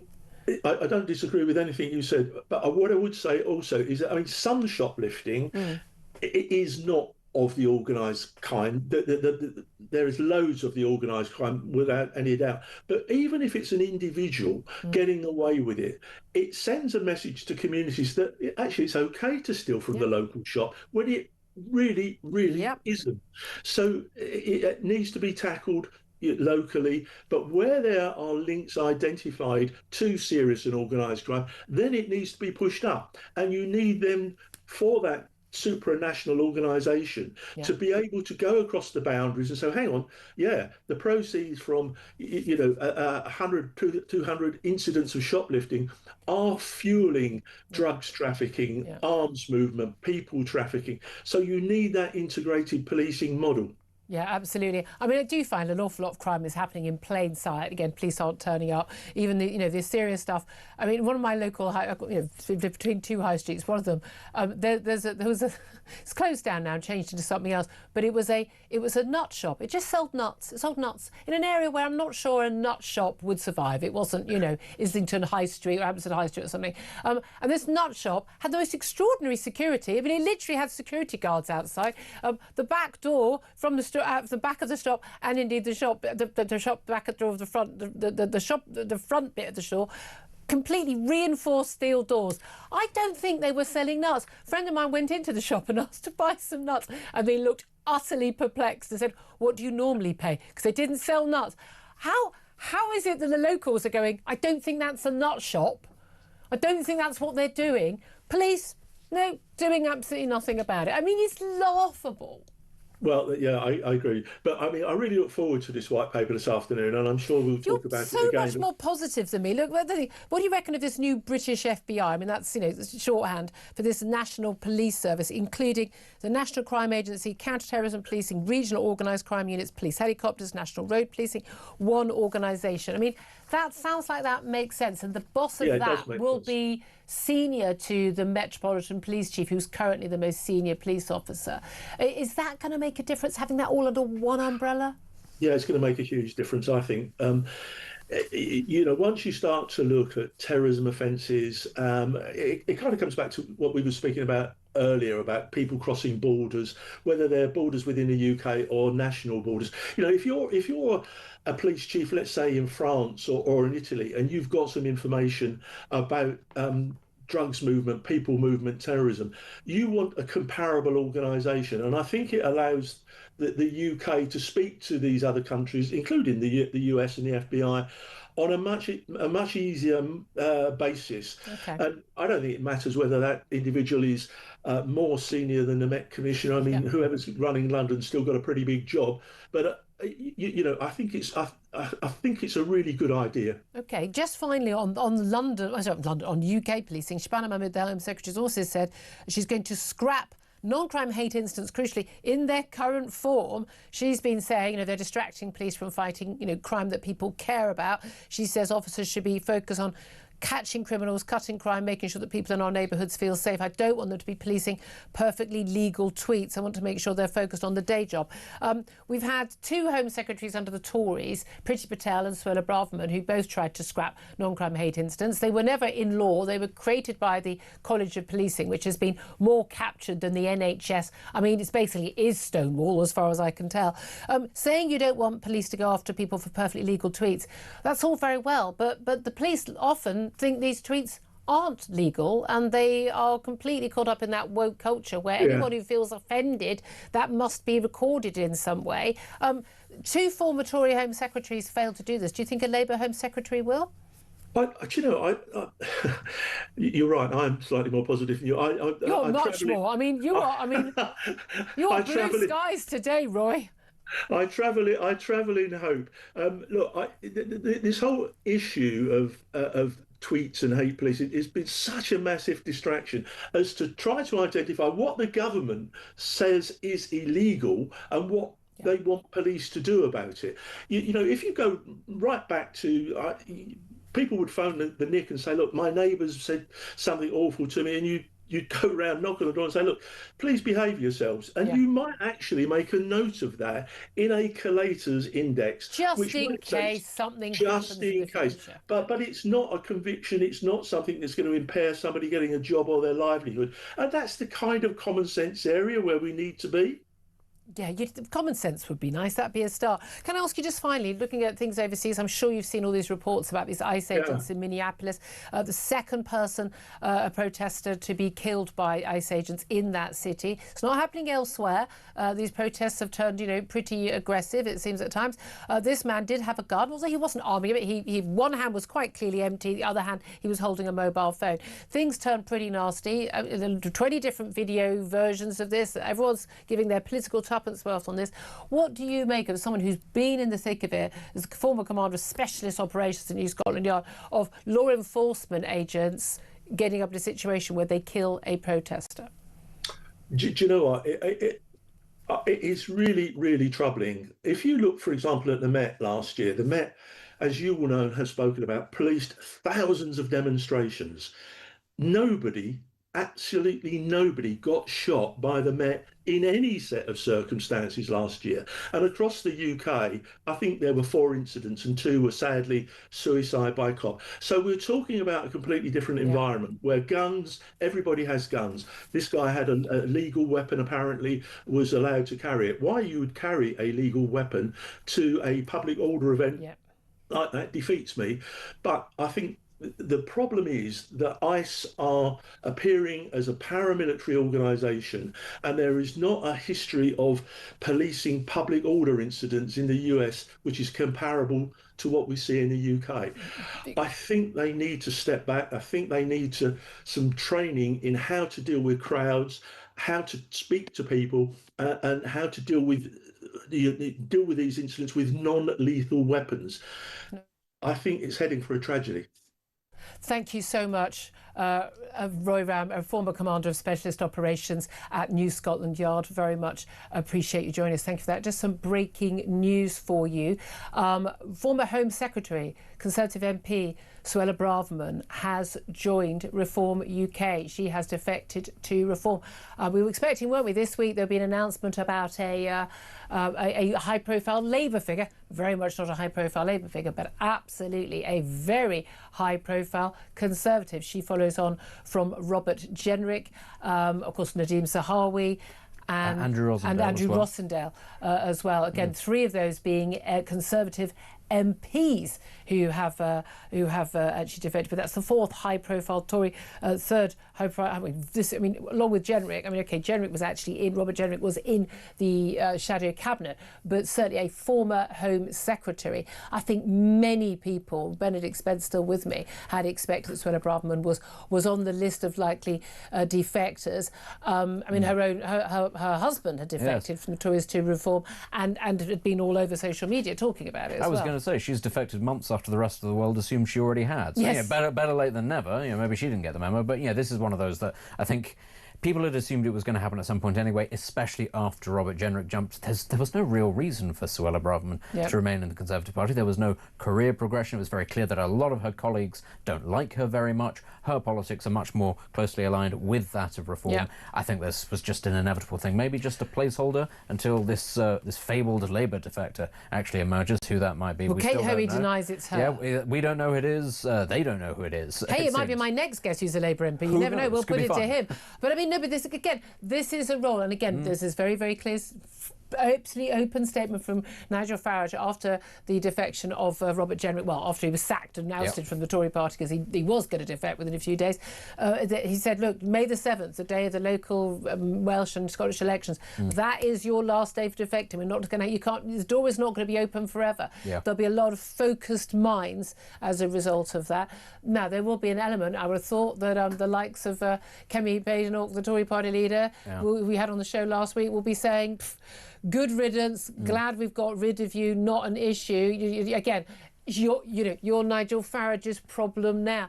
But, she is a former Home Secretary, and a Home Secretary who spoke out on a lot of these issues, who tried to get a lot of things done that she could not get done because of the Tory party basically talking the talk and not walking the walk. These ones that have been defecting the last couple of weeks have not been like the sort of the drip feed of ousted MPs who most people sort of looked at and went, well, big whoop, that person's defecting. They're doing that because actually they've got nothing left, politically speaking, going on for them. These people are people who still carry quite a bit of heft, even within a lot of Conservative members. There will still be Conservative Party members who look at these people going and go, well, there goes the last shreds of my chance, sort of hang about. But I tell you what, I'm looking forward to May 7th. It's going to be like transfer deadline day. Yeah, exactly. Can have Nigel Farage hanging out of his car window going, from Talks yeah, 4. you have to ask the chairman who's coming left. Who knows, maybe somebody will go back to the Tories. The more people on the right of the Conservative Party who move to reform, the more left. And we saw, did we not, with Andy Streeter and the name's gone. Ruth the Davidson, former Scottish Labour leader. Ruth Davidson. Not Labour leader, Tory yeah, I leader, mean, and both of them out and about. I would love to have them on the show talking about how this centrist, again,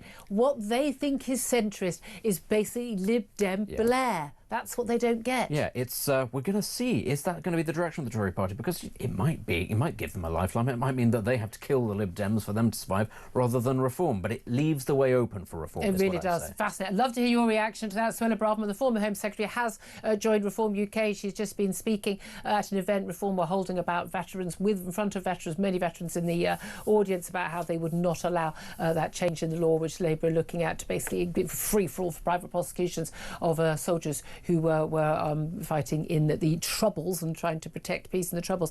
Your thoughts on that? Give us a call 0344 499 1000. We'll get to your calls in about 10 minutes' time or so. First up, then we're going to take a break. Then we're going to be talking to another Labour MP, Graham Stringer. Find out, is he defecting? I don't know. Whether he thinks that the Prime Minister did the right thing or the wrong thing for his leadership in blocking Andy Burnham from running for that by-election. Is he weaker or stronger? We'll find out what Graham Stringer thinks up next. This is Talk.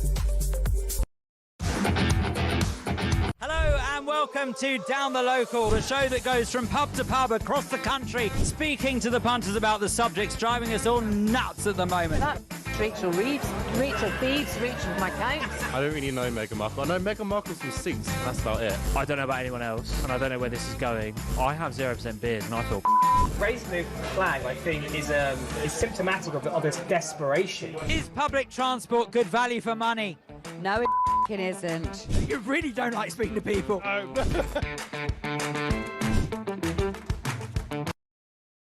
Across the UK on DAB+.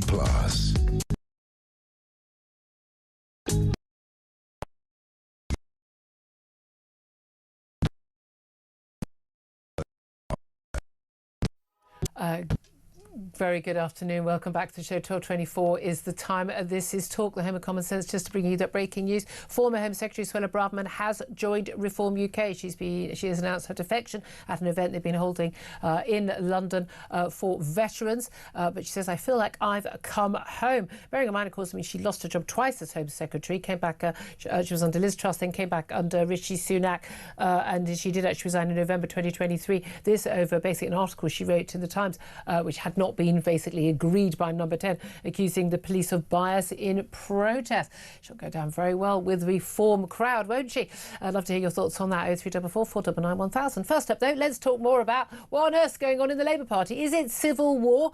Well, let's talk to Graham Stringer. He's Labour MP for Blackley and Middleton South and joins us now. Good afternoon to you, Graham. Good afternoon. Lovely to talk to you. I must ask you first, because we were told there was going to be a Labour defector to Reform. Is it going to be you? It's absolutely not. But in a sense, I don't see the point of the question, because anybody who's going to defect will have a big launch with fanfare and won't answer to a journalist. Oh, so you could be lying. Absolutely not. I could be, but I'm not. I've been in the Labour Party all my adult life, and I have no intention of leaving. Just good to know, good to know. What did you make of the shenanigans over the weekend with Andy Burnham saying he would like to stand as the candidate in the Gorton by-election, but of course, under the Labour Party rules, he couldn't stay as mayor, but he also had to ask permission from the Labour Party meeting of the NEC. Of course, Keir Starmer, very busy with other things, but had time to be at this meeting, took about an hour. It was among those who voted against him being allowed to give up his Manchester mayoralty to stand in that by-election. It's clearly quite a lot of bad feeling seeing from what Andy Burnham has complained about since it wasn't even told before the press were told and the like. The Prime Minister has justified this on the basis that the massive cost of a mayoral by-election as well, and Labour focusing their resources on fighting Scotland, Wales, and the local elections rather than mayoralty as well. But was it the right decision for the party, for the country?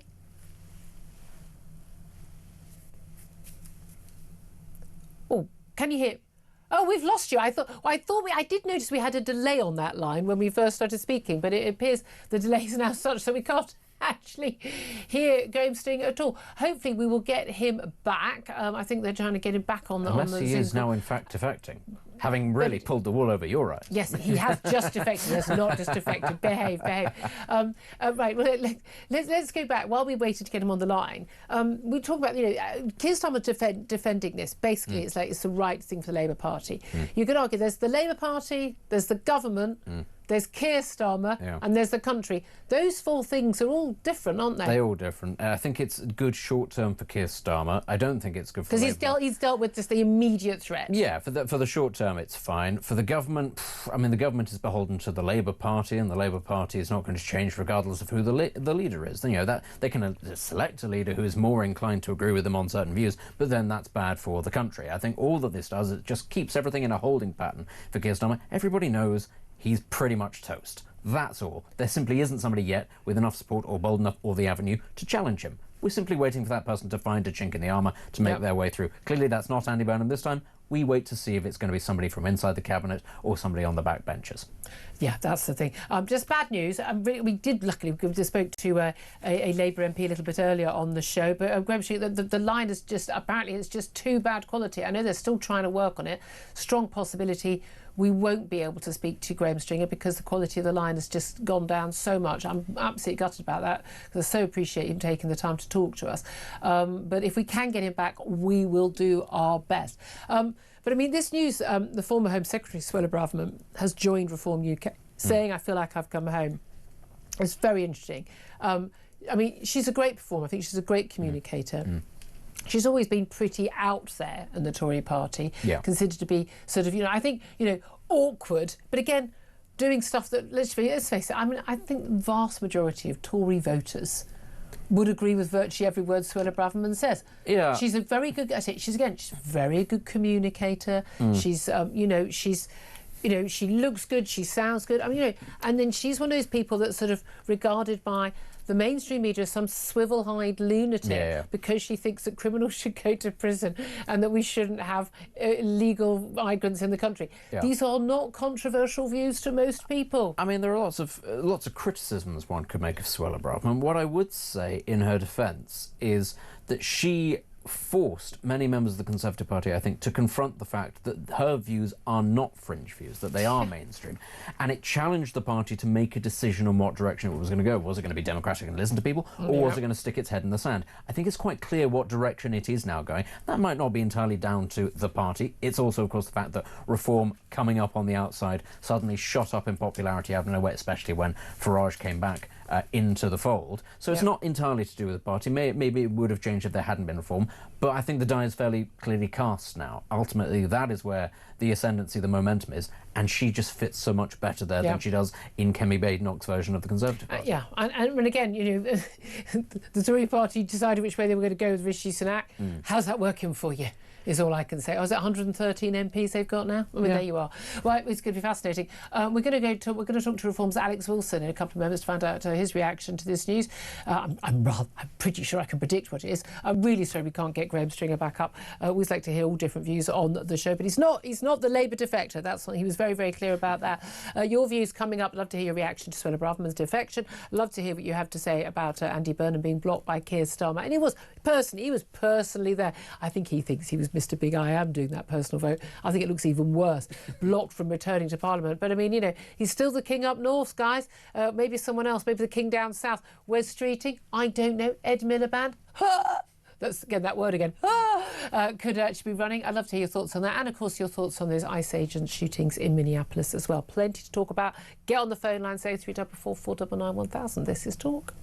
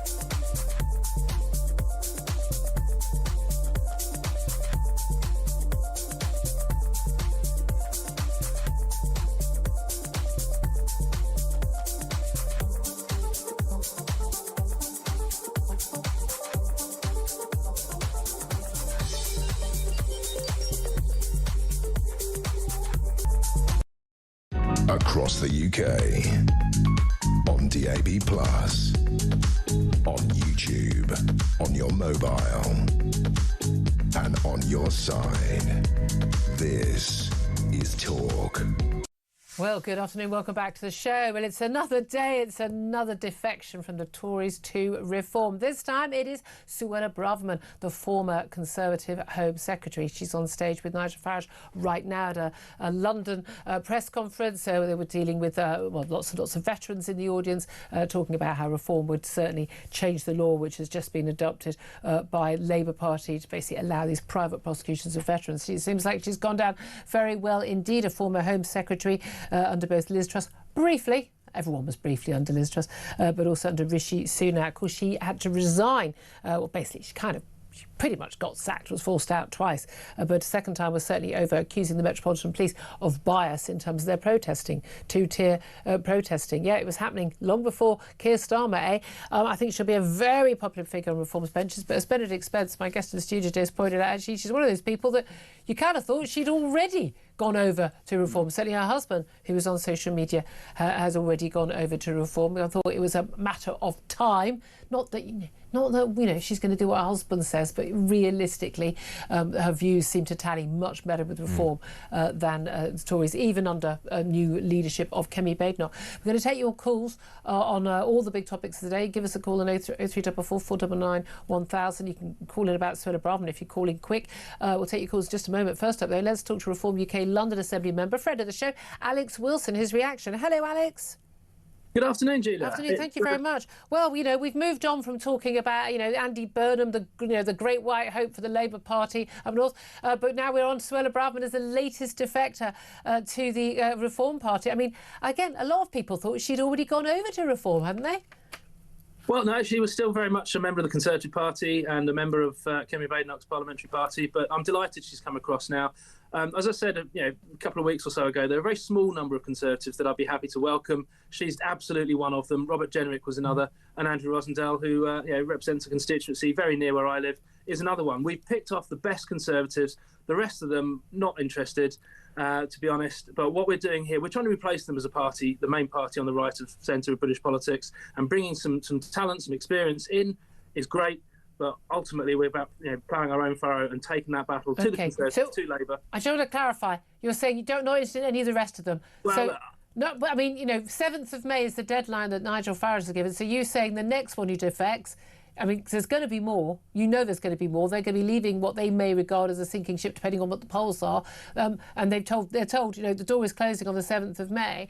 You're not going to be welcoming those. Well, I didn't quite mean that. I mean, we set the deadline. We set the deadline of the 7th of May, and we've done that for a reason, because people have got to make up their minds. If they want to get on board, that's great. Otherwise, get out of the way. We are the main party on the right of British politics now. The polls show it. Council by-elections show it. Week on week, we've gained over 100 by-election seats since the general election. The Conservatives have lost over 20 just since last year's local elections. So, the momentum is very clear in one direction.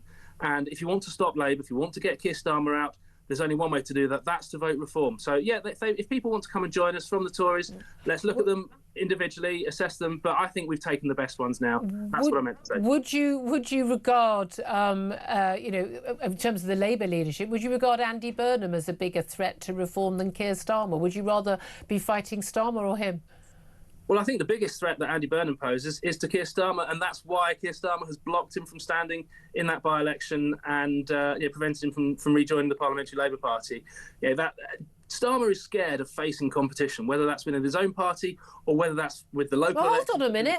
You could say exactly the same thing about Nigel Farage. The supporters of someone like, say, Rupert Lowe or others would say, this is he doesn't allow anyone who can challenge him. I'm a big fan of Nigel Farage. I consider him a friend, but it's Nigel's say or the highway. Well, we get on board or get out of the way is the way that I would put it, and that's perfect. So it's okay if Keir Starmer does the same then, yeah? But we've seen this last week, people, high-profile Conservatives joining us because they want to get on board, because they want to, they see that Reform UK is the party that will save the country. Going into those elections, we're the only option for getting rid of Starmer, getting rid of Labour, and taking back control of our country. And they want to join us. That's great, but that deadline is there for a reason. Ultimately, we need to. We're building our team, we're broadening our team. But ultimately, we want to be promoting our own homegrown talent as well. And that's the balance that we've seen in Reform. And it's great being a part of that journey over the last few years since the party started. We've grown massively. We're now challenging, and what a time to be alive. Well, we shall see. Alex Wilson, Reform UK London Assembly member, thank you very much indeed. Let's go to your calls, your reactions to all the news stories we're talking about today. Dan is in Liverpool. Dan, you want to talk about the Labour Party shenanigans and the Prime Minister blocking Andy Burnham, or among those on the NEC, blocking Andy Burnham's chance of standing in that by-election, keeping him as Mayor of Manchester. Apparently he's doing a very good job there, but is this all really about basically the Prime Minister shoring up his own position? I think Keir Starmer's more scared than a kitten, but I will quickly talk about reform and Suella Braverman, if you don't mind. Yes, please do. So, the current feeling for myself and some others that I know is reform has been almost a bit like a circus act. Different tent, different circus master, but the same clowns. But Suella does seem to be that act that could actually light a new star under everyone's fire. So... You think she's got the credibility? Yeah, I think she's got great credibility, and she's actually someone who would actually tempt me more towards voting reform. OK, and do you mind me asking, and feel free not to answer because you've got a right to your private, political views, but would you normally be a Tory voter or a Labour voter? Or? I'm not really a party voter. Yep. I'm more of, if I see something right, I'll vote for it. Yeah, that's where I am. I've got no political party. But who are you most tempted to? You say you'd be tempted to reform. Who right now would be the alternative, if you're willing to answer that? Truthfully, I think if Keir Starmer's going to be replaced, it would have to be Angela Rayner. And you'd vote Labour if it was Angela Rayner? I know quite a lot of people in my district who would vote for Angela Rayner. And don't get me wrong, I know what she's literally done with her bills and stuff, but I do believe she's a working class woman and she's a voice more for the people than Keir Starmer. Oh, I mean, 100% that. Her story of her life is unbelievably impressive. However, does that mean she's equipped to be Prime Minister? Well, it would be the very first Labour woman in power. And who cares? I would say, I know it doesn't really matter, but I will say this. we've looked at great people in history. Martin Luther King had a dream. Winston Churchill had a dream of success for England. Keir Starmer is on record saying he does not dream. So how can we have a successful dream? Oh, that's genius, Dan. What a great call. That's Joe Benedict's absolutely lost it. Did not see that coming. No, I'm trying to. Where is this going? Absolutely hilarious. Yeah, I mean, he hasn't got the imagination to dream. He really doesn't. Yeah. Oh my goodness, we have nightmares, but he doesn't dream. Dan, thank you. Fantastic call. Strong calls today. Let's go to Robert, who is in Hertfordshire. Robert, you're going to have to top that. What do you want to talk about? Oh, I can't top that. That was quality. What I'd like to... It's concerning the kerfuffle that's going on of the migrants being housed in the military camp. Yeah, in Crowborough, yeah. I don't know how your maths was at school. If you was probably like me and smoking around the back of the bike. But just work this out, and it's pretty scary. How many do you... Let's just take it that there's 100 to be housed in each camp. How many migrants are over here at the moment in limbo? Isn't it about 110,000, something like that? Okay. Now divide that by 100 a camp. How many camps you left with? Yeah, I think it's about 500 a camp. But yeah, exactly. We need to be building some more camps. Put it that way. Well, no, it's not gonna work, is it? Because all you're gonna get is the same kerfuffle that's happening with one camp. Yeah. Multiplied by about 50 or 60, maybe more. Yeah. This is scary. You can't have this. The only way I have it is mass internment. That's the only way I have it. And it's the only thing that will deter people, because if you're put in, you're either shipped straight back or you're interned, and that's the deal until you choose to leave yourself, or we can deport you. And if you can't be deported, you're going to stay in the camp. End of. Sod the human rights thing. That will. You can leave at any time, but it's on a plane or a boat somewhere else. Not a problem. That's the only thing that would work. I couldn't agree with you more there. Robert, thank you very much indeed for that. Let's bring you some of the words that Suella Braverman has said. Defecting from the Conservatives to Reform UK. She said, I feel like I've come home. Today I'm announcing I'm resigning the Conservative whip. She says, loyalty demands honesty, and honesty compels me to say this. Today Britain is indeed broken. This is very much echoing the generic line. She says Britain is suffering. She is not well. Immigration is out of control. Our public services are on their knees. People don't feel safe. Our youngsters are leaving the country for better futures elsewhere. We can't even defend ourselves, and our nation stands weak and humiliated on the world stage. Suella Braverman continues, so we stand at a crossroads. We can either continue down this route of managed decline to weakness and surrender, or we can fix our country, reclaim our power, rediscover our strength. I believe that a better Britain is possible. Some pretty strong words there, Benedict Spence. I wonder what would make Britain much better is if we perhaps stopped denigrating all of our historical figures and our great sort of cultural contribution to the world, which leads me to something I want to talk about before we go to a break. Nice and this is, we mentioned this a bit earlier, William Shakespeare, according to a new book by someone who claims to be an historian. I mean, if we're using that term very loosely, she claims that William Shakespeare was not just a woman, not just a black woman, but a black Jewish woman. And according to Emilia Bassano in The Real Shakespeare, she says that basically it was just impossible for people to cope with the idea that it could be she said, historians have not managed to explain how the Stratford man, a semi-literate moneylender, this is the real William Shakespeare, managed to gain such a level of erudition. And she said they simply could not cope with the idea that there should be a woman, and a black woman at that, who had this pivotal role and civilising impact in history. And she said if Shakespeare was a female of colour, this would draw attention to issues of peace and justice in society. And she said, what if women had a pivotal role in a civilising impact in society, but they'd been silenced, belittled and erased by the dominant narrative? So there you are. William Shakespeare, not a white man from Stratford, but apparently a black Jewish woman, and apparently a Moor from North Africa. Phenomenal. I mean, good for them. I want whatever she's smoking. I was going to say, do you know what my first job was? I used to work in a print works. I worked 12-hour night shifts, and I remember my first day when I was being given, shown around. One of the people who was showing me around said, "Listen, this job is about one thing. We print books by people who can't write for people who can't read. That's all you need to understand." And I suspect this book falls very firmly into that category, because all of that is absolute gobbledygook, and anybody who does read it is not somebody who is able to comprehend a lot. No, this will be on the reading list of every major university. This is nuts. Very soon. Yeah, this is whatever university it is. There was no mystery about who it was. There have been claims about that someone else did someone else write some of the... it might be Christopher Marlowe or something, an actual playwright who was alive at the same time, rather than let's just pick out all the different diversity boxes and put them together. I'm surprised it wasn't a lesbian black... Oh, sorry, non-binary black Jewish woman. I mean, this is utterly mad. And these people, okay, we shouldn't even encourage these people by talking about it, but this woman is an LSE graduate and apparently a feminist historian. This woman apparently has credentials.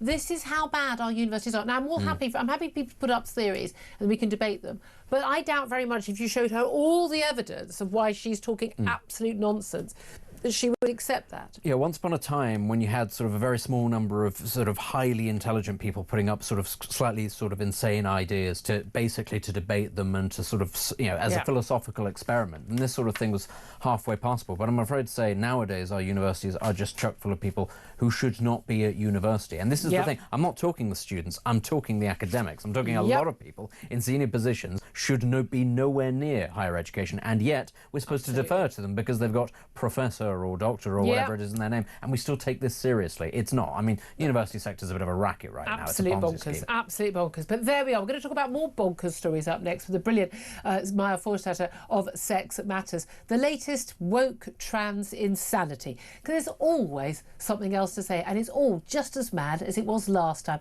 We're also going to be talking about someone who's been ousted from the Green Party, I kid you not, for not using the correct pronouns for someone who identifies as a fairy.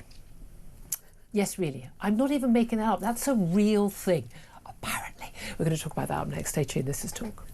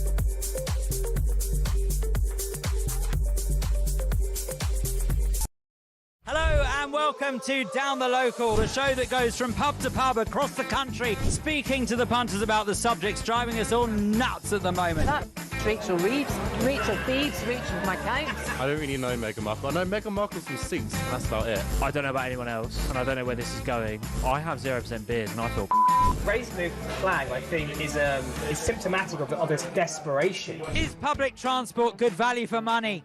No, it isn't. You really don't like speaking to people.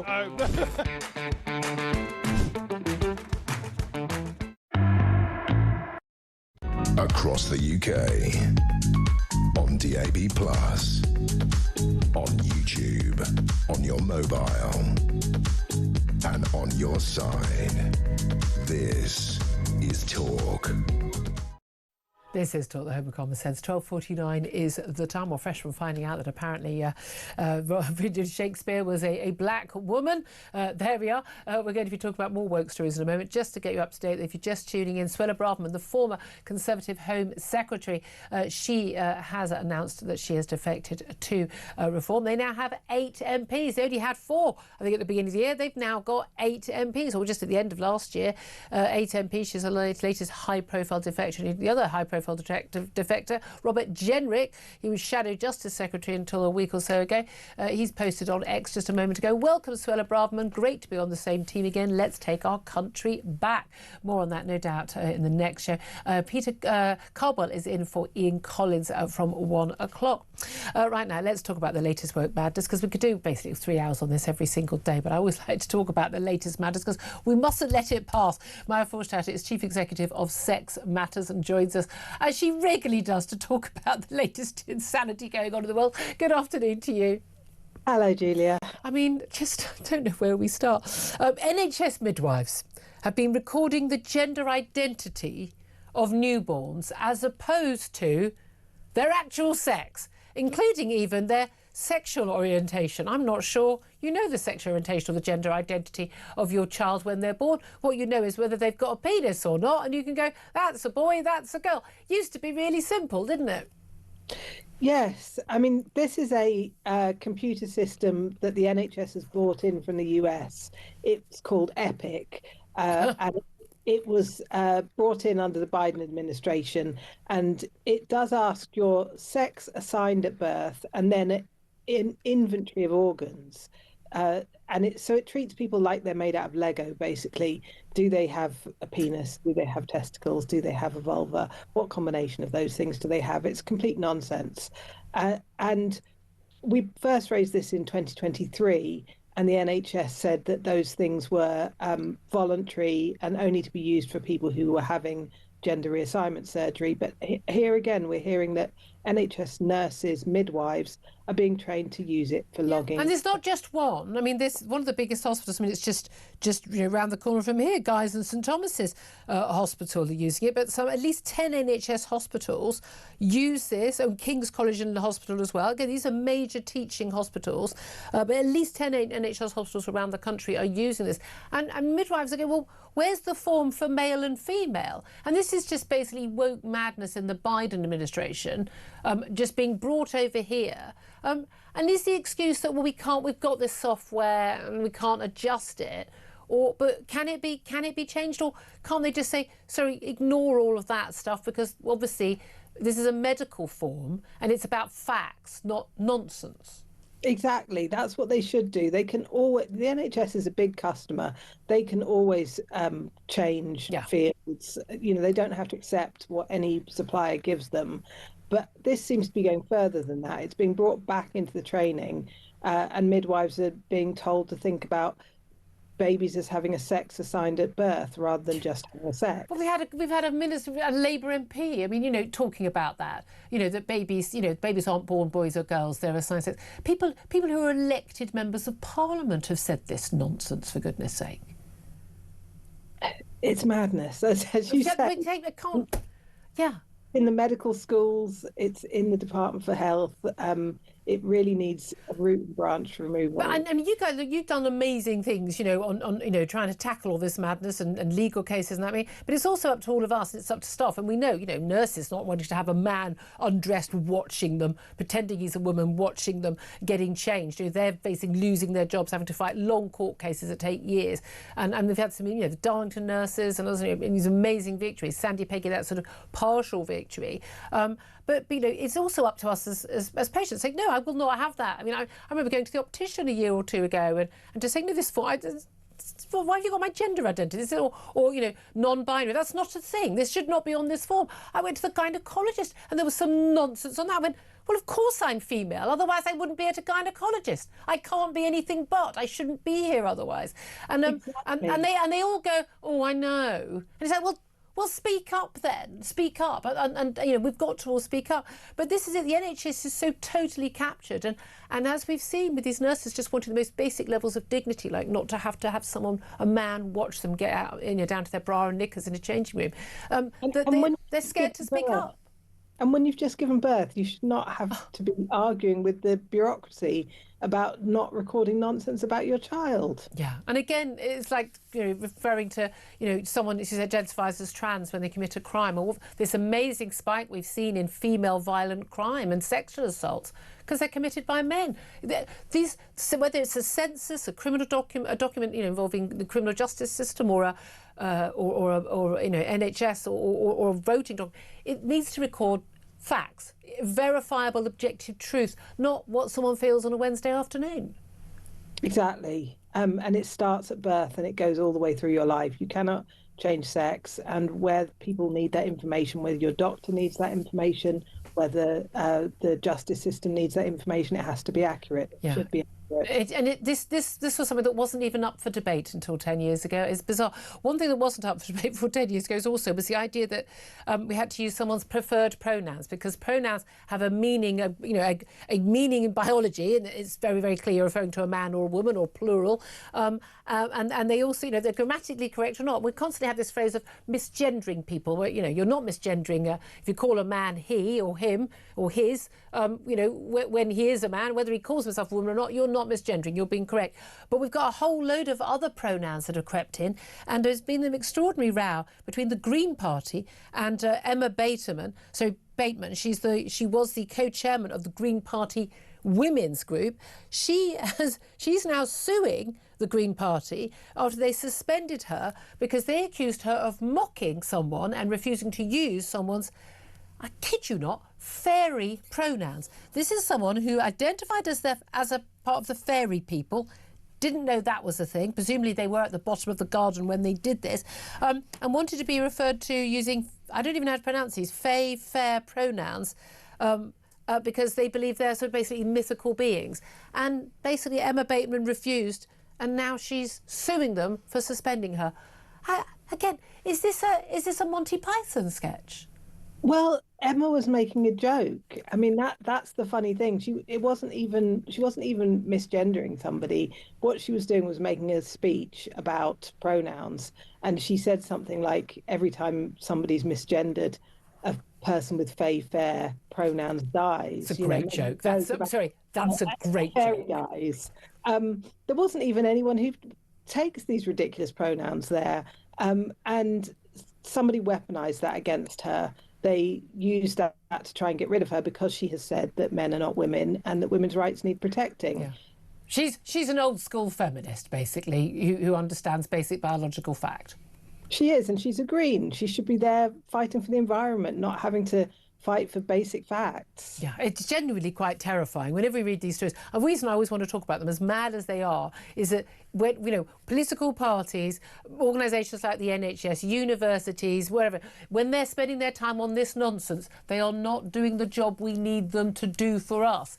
So good to talk to you. Thank you for always calling it out and standing firm. Mary Forster, Chief Executive of Sex Matters, thank you for that. Benedict Stencil with me. I mean, you can't make this stuff up because it is so laughable now. Do you not believe in fairies, Julia? I used to. Did you? Do you believe in fairies? My daughter's tooth fairy. My daughter's tooth fairy wrote the most beautiful letters. And then she discovered that apparently they weren't written by the tooth fairy. They might have been written by someone else who looked like her mum. Oh, dear. And I don't think we've ever got over the trauma, to be honest with you. There's a girl I went to university with. Who are you? Oh my God, it's a fairy! Who's talking right now? Just speak By of it, the and it way, emerges. Peter Cantwell's here. You know the rules. Wait a minute. I'm just going to leave it. Peter Cantwell is here, standing in front of Collins. Hello, I'm identifying as Ian Collins. My pronouns are each, many. Don't misgender me. There was a girl I went to university with who thought that fairies meant that she was a fairy and that you could fly by putting glitter on yourself. She jumped out of a tree and broke her arm. Sorry. She later went on to be a student at Oxford University. Of course she did. Was that? And when did the men in white coats